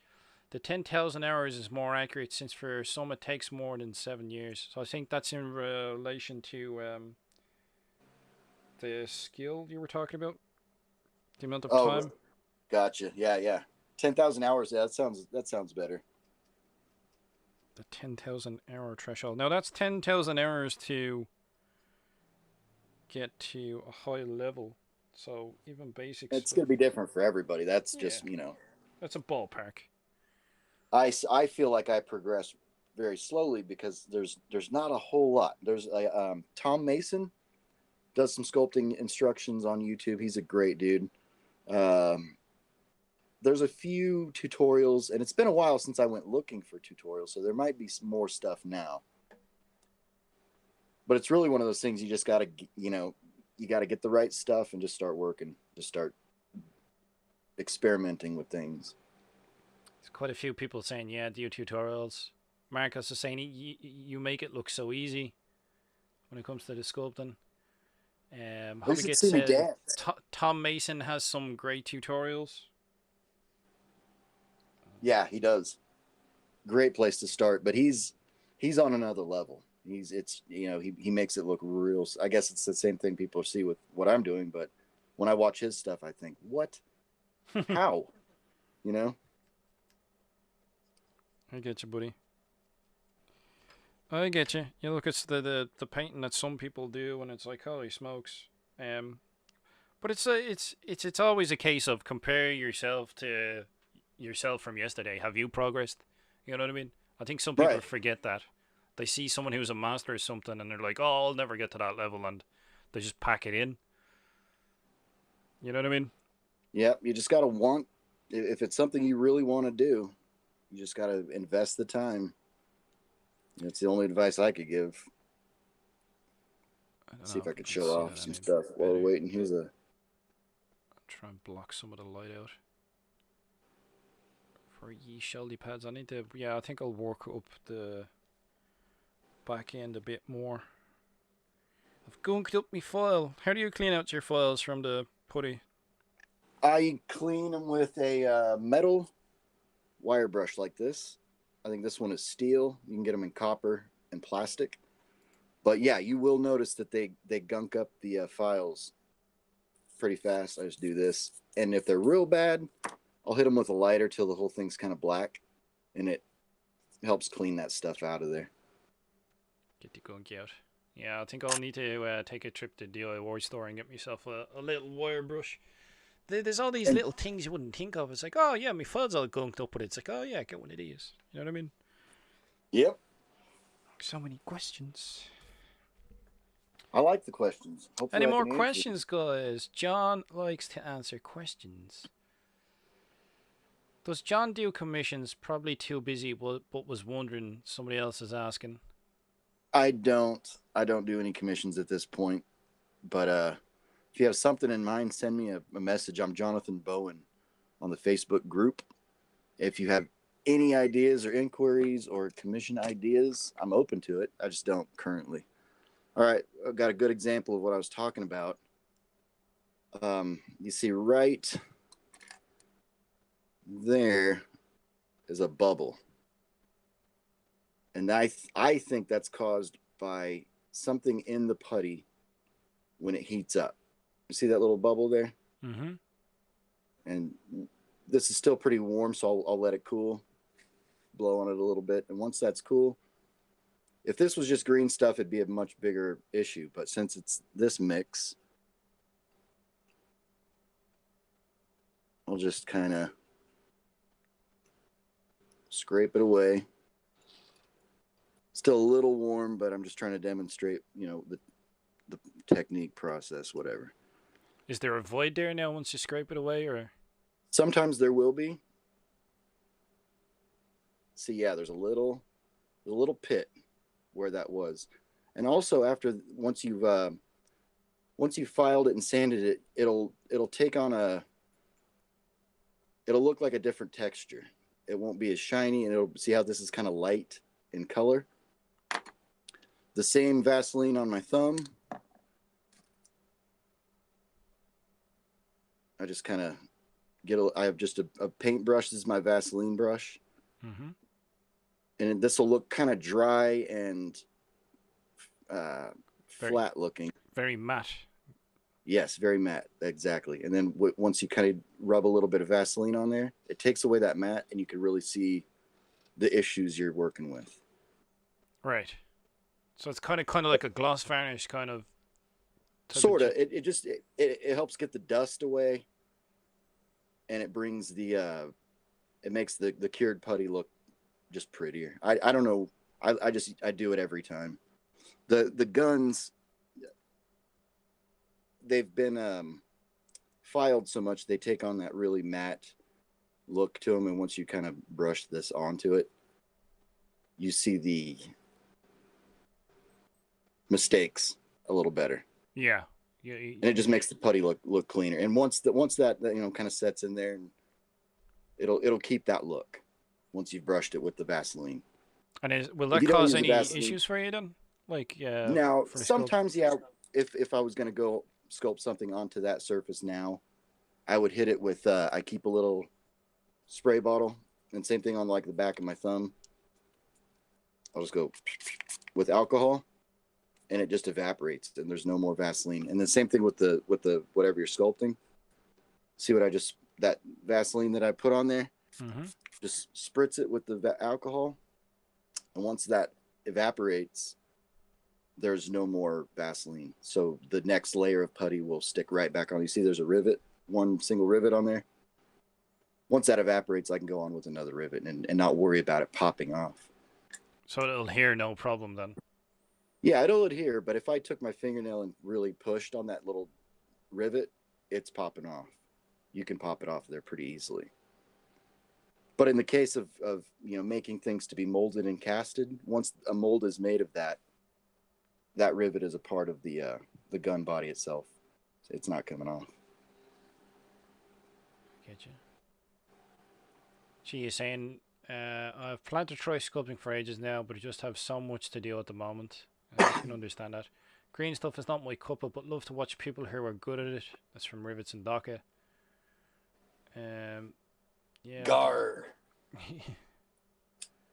like to watch a lot of hobby art.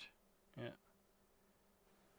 Yeah, same here. I don't paint oils, but I can watch people oil paint all day long. You know. Get you. Oh yeah, there's something like there's machinists as well. I don't know what it is. It's like I could watch somebody on like a lathe, like machine something for ages, or carpenters. You know what I mean?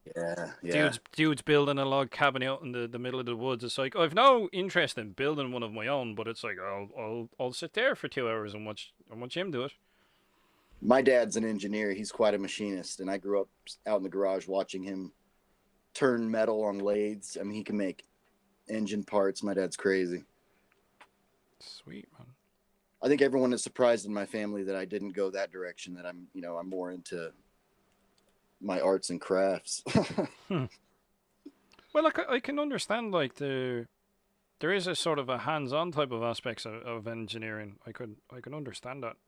Yeah, making stuff with your hands is going to translate to anything. I could probably if I put this hobby away and took on watchmaking, I'd probably do a little better than somebody who's just getting into, some kind of fine detail work. Because this takes fine little sanding. You got to scrape little tiny, And my vision's not great. You don't need great vision to sculpt miniatures. People think, oh, how do you even see the details? But I don't know. My vision sucks, and I'm able to do it. So if you can do it, I love that approach that people have. It's like, dude, if I can do it, anyone can. But that's how you feel when you're in that position, Well, yeah, but that's what I mean. It just means we're always learning, like you said. You never stop learning. Yeah. And there's always someone who's progressed further along the path than you, and there's always people who are still coming up that ladder as well. So. Yeah, I get you. The fastest runner in the Olympics doesn't go, God, why are you guys so slow? Yeah, we're all at different stages, man. You recognize put in the work. I'm trying to do some more dividing up of the stuffs. This is a brilliant idea, man. I think when I buy green stuff, I've started. I used to just buy it on the ribbon where it was together, and then I went on to when it's there's a gap in the ribbon. You know what I mean? Yeah. That's the only way to don't buy it together. Yeah, and I think unless that's the only way you can get it. Yeah. But if I get a ribbon that's together, I would almost cut the center out. Yeah, the centerpiece. I've seen a lot of people do that. At this stage, like dividing it up, I can see I never really understood why people would have like 2 separate tubes of it. But now I could really, I'm like, that makes sense now. You know what I mean? Yeah. Like, of course you could have a separate tube. And these are kind of, I end up leaving the lids off and they get dust and ashes and all kinds of bugs and stuff in them. But these little containers are pretty handy. If you could remember to put the lids on them. Remember to seal them up. I think Marcus is heading off, is he? But thanks for the hangout. Great to hear from Jonathan. Always enjoy your show, Skarnir. Cheers, Marcus. Take it easy, buddy. Sorry if that's a delayed reaction. That 2 hours went by real fast, man. Super quick, dude. Let's do another one. Let's do another one of these hangouts real soon. There's still tons of things I could talk about. And want to, we should talk about some terrain sometime. Oh, yeah, Jonathan. If you wanna do another hobby hangout, we can sort one out, man. We can throw in a surprise one for people. I'm happy to do more. Good fun, man. Excellent. Good fun. Yeah, this was a lot of fun. More. We'll have a quick look at people's stuff in the Discord if you want. As people have been posting their Ooh, Yeah. the work in progress, and then we'll bounce if that's all right with yourself. If you're not tied down Sounds for awesome. Nope, time, I'm good. I got a so few more minutes in me. so I'll do share screen with yourself so you can see what we're gonna have a look at, and I'll minimize that. So we're gonna have a look at the live stream work in progress, folks. If you want to throw up your projects, holy smokes, people have been busy. If you want to throw up your works in progresses, we'll do that now. So let's have a look. Where's the stream gone? This one? This one? This one? This one? I'm going for a new style. This quarantine stuff is. But being mostly bald at this point, I have a razor I use for both my beard and what's left of my hair. So I just give it the bleeding once over and happy days. You know what I mean? So then you could run faster. Yeah, it's just streamline. That's what I'm looking for. So we're gonna go look at people's. Hold on. People's work in progress. There we go. So, bump. Can you see my screen all right there, Jonathan? Yes, sir. We are looking at work in progress. We have. Hey, that's that monkey guy, right? Tom Mostly Zen. Yeah, he's looking like he's doing one of those Jacaro dudes. Wasn't that Judge Dredd had a orangutan character, or is that GW? That's GW, huh? Yeah, Games Workshop, one of the Jacaro weaponsmiths, I think they're called. One of those type of dudes. That looks awesome. The train looks good too in the back. Oh, dude, that's part of a later progress. Yeah, it's the Jacaro weaponsmiths, so they have like rings on their fingers. They're supposed to be like super cool or super advanced. The sort of machinists, so they make like digital weapons. Nice. He's making a shark attack gun. Oh, this is the guy who's been doing the stories. And a shark attack gun instead of a shock attack gun. Yeah, Shark attack gun? Shark attack gun. Nice. Nice and characterful. Looks like he's got some old figures too back there. Is that Rogue Trader? Blue Mohawk? Yeah. You got a keen eye for the old ones, alright. Yeah. Oh, yeah. I love that old stuff. And I'm seeing either Nick Knuckle or Link in the background there. That's the 4-year-old grot. More shark attack gun. It's a big one. That looks awesome. Whoa. Oh, gee. What are those? Like Christmas ornaments? It's maybe. What are they? It's a supersized one. I like it. Supersized. He's got it as armor cast steam Buddha with added teeth to be a statue of Mork. That's on the top of the gargant. Oh, nice. Gee. Is that a baby's face? I think it's like a Buddha, sort of like converted Buddha, has the sort of the chubby cheeks going on. Oh, it's kind of disturbing. It is a bit it's a bit freaky, all right, but it looks like it's like a furnace or something, or. You say that's an armor cast piece? Something armor cast steam Buddha. Steam Buddha, okay. Yeah. Weird. I've never seen that. It's a bit crazy looking. And in the latest Gargant progress, not much changed this week. So he's been chipping away at the Gargant. And it's sitting on top of a monstrosity? Jeez. Yeah, it sits up on top of a giant monstrosity. I like it. It's madness. That's badass. It is indeed. I'm loving how like you look at it and it's like, well, there's like a bit of a Gorkanaut and, you know, you've got bits of like bulkheads and you've got like bits of imperial fortresses and stuff like that. I like that. You gotta have a pretty serious bits box to take on something like that. Dude. Yeah, definitely. Gotta be a decent one. Kyle has been chipping away at his 3D designs. So he's been that guy's a nut. Oh, Kyle's crazy, man. You and Kyle are like creative nutters in my eyes, you know what I mean? Those are bad. They are sweet looking. If you're not on, Kyle? Are you in the States, Kyle, or are you He's Canadian. He's one of them oot boots. You know what I mean? He's Canadian, Kyle. Your cousin from up the north. He's been digitally sculpting. I like it. He's got himself some Def Copters as well. Some double walkers. Who wouldn't want those?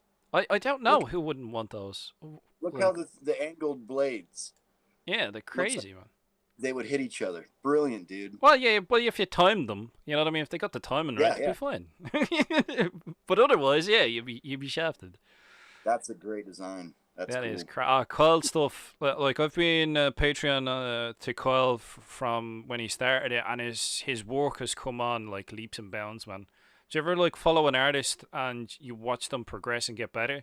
Like Oh yeah, that's what I've watched with Kyle. Like his stuff is just come on those leaps are. and bounds, man. Some crazy stuff. Dim Reaper, the hobby git, he's been working on some basin. He's been using brown stuff. Do you ever use brown stuff yourself, John? I have. I don't really like it as much as the Milliput, but it has its uses. I think if I did, it'd be for things like that, like a natural, Yeah. organic, like rock or anything like that. That But looks good. yeah, definitely. He's been doing a lot of cave rocks. I see what he's been doing here. He's been getting like a ball of tinfoil and texture in it. That's pretty smart. I like that. That's real smart. Yeah, nice, nice, very good hobby git. Yeah, he's good with the green stuff. He'll go places. You gotta Oh have yeah, that hobby confidence. git. It's trying to get him to do more tutorials as well. Just poke him. It's like, yeah, get back to it. Go on, you're good at it. Gorka Marcos is still working on rebasing those Evil Sons shooter boys. We've got all sorts in here. I see like So is this going from the 25 millimeter bases to the big 30s, or are they yeah, 30 or 32s, man. Yeah, going up to the 32s. I'm seeing everything from Rogue Trader. That's Gorka Morka. That's a Gorka Morka youth shooter boy. The plastic Gorka Morkas. He's got a nice mixed bag of stuff going on here, man. Yep, I like it. Nice mixed bag. I like that guy in the front row, right there where you got the cursor. His spiked. Is that a Gorka Morka piece? That's from the plastic Gorka Morka ones. You know, you guys from the starter box set, and also from the boys kit. They're like they Right. look different to most of the other. They're very unique. Like they look different to the majority of Orc boys the Games Workshop I've had. But yeah, that sort of spiked fist type job. Yeah, I like Definitely it. nice. Come along, really nice dude. Hans Gruber, even more clan rats. Bring total number of Skaven painted since lockdown to 89. Oh my god, Hans is an absolute beast when it comes to Wait, the what do we got painting. there? Skaven Skaven? Ratman. They are cracking. Very nice hands. Hans always does like he does very nice work on the flesh parts, like on the tail and stuff. Yeah, I've always good. The always liked fur. those guys. Yeah, fur is good, man. Good job, dude. I like Very the nice. rats. I like the old. Of course, I like the old hammer metal Skaven. Yeah. Oh, because They they were. were all hand sculpted, man. They were all like, yeah, the texture on them. Yeah, yeah. I know exactly what you're talking about, dude. You should see like his grey seer that he painted up. Like it's really good. Some really good stuff. Yeah, cracking. 89 hands. You're a beast. I like the metallic too. That dark copper look good. Hmm. Venom. Venom. What? I know, man. We get all sorts in here.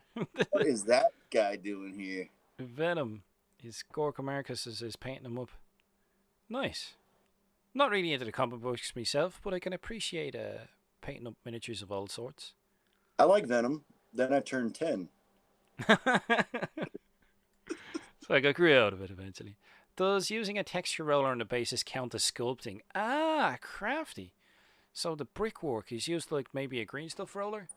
Like they're really, really smart. Hell yeah, it is, man. That's. Yeah. I think it is. I mean, it's not the same as, texturing it with a tool, but you're using a tool to manipulate a material to do something that you want. It's like is carving with a chainsaw on a tree stump any different than whittling with a little log and a sharp knife? You're still doing the basic same thing, It might not be as skilled, but yeah, technically, I guess. Definitely. They look nice, man. They do look nice. Yeah, the green stuff rollers. I've always thought about getting something like that Those myself, are but I nice. That's yeah. just never gotten around. Just started on Black Panther, so he's doing Black Panther up as well. I've always found black to be a bit of a pain in the ass to paint up. Ugh. Yeah.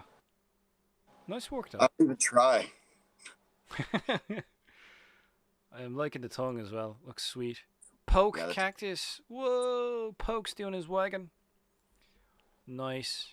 Nice stuff, nice. Poke. I like it. I like the weathering. Have you been like Yeah, doing like sponge work? Looks spongy. I like that oily looking yellow. Yeah.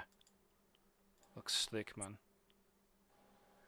Got himself a Bad big Moons, kill. that's where I started, man. I wanted to do Bad Moons when I first found orcs. The yellow on the green skin looks the best to me. It's the green, that green and yellow. There's that color contrast. And the Oof. idea of orcs being show offs and having, kind of like bling, orc bling is crazy. I think that the one on the right here is the end product.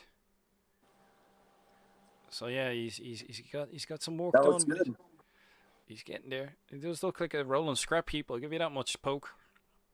You're getting there, bud. Slowly getting it done. Tim Reaper got a bit of progress done. He was using some of the circular sculpting tools that we were talking about. Maybe even some of the same ones.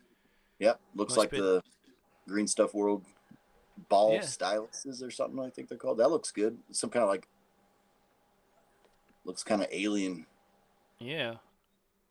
Maybe like it's been worked with a flint tool or something if it's supposed to be a rock. Did you ever see that? Something like that.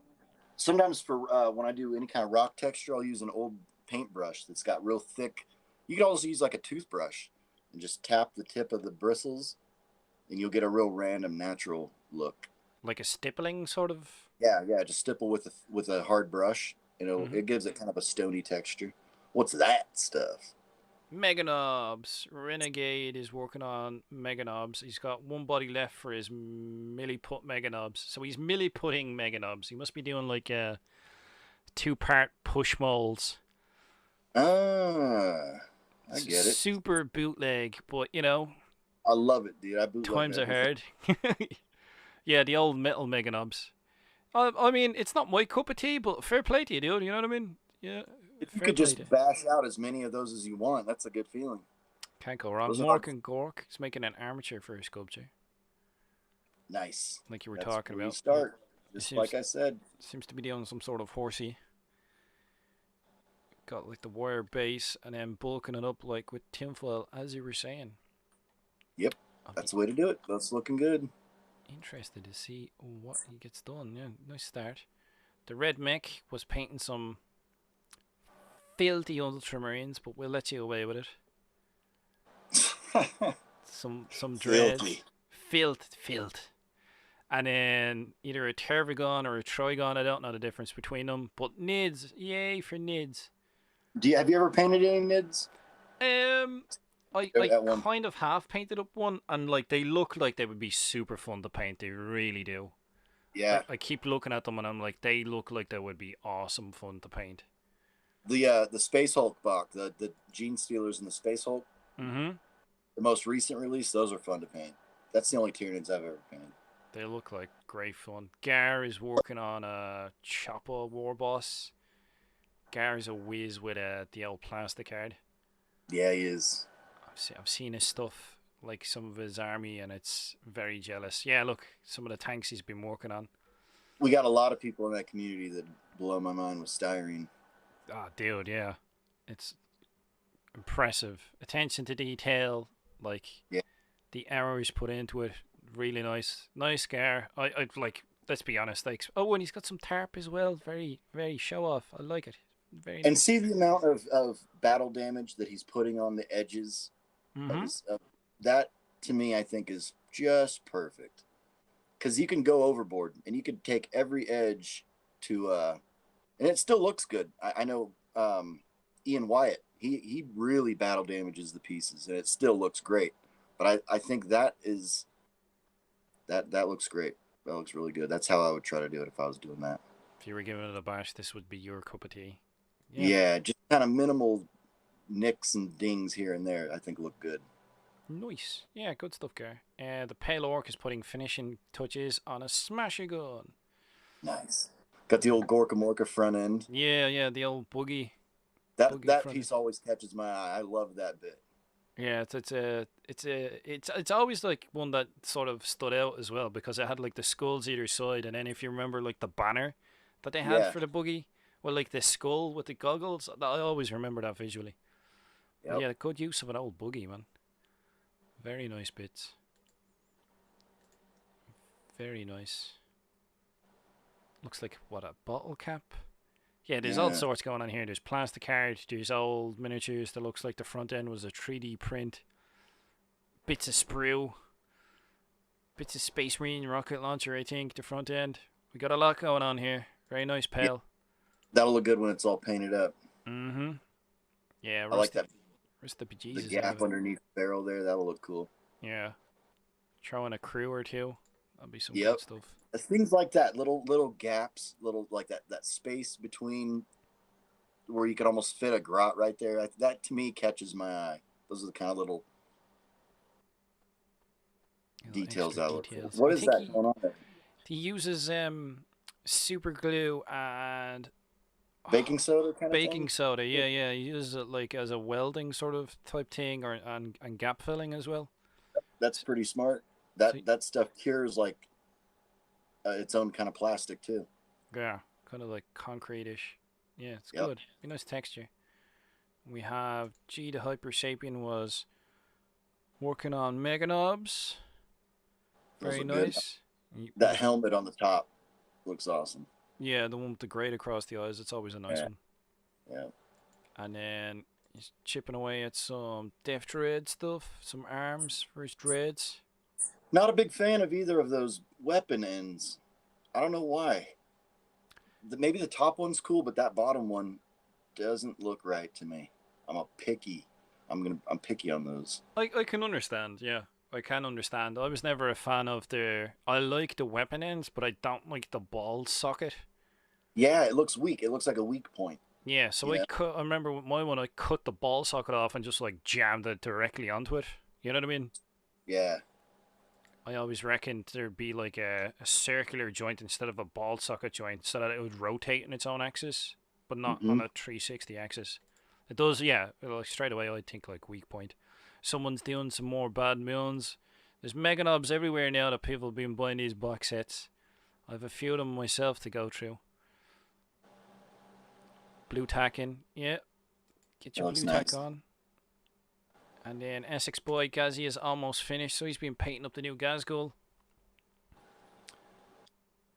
Nice Primaris Space Marine head on the base. Nice bit of weathering, man. Alright. Very nice.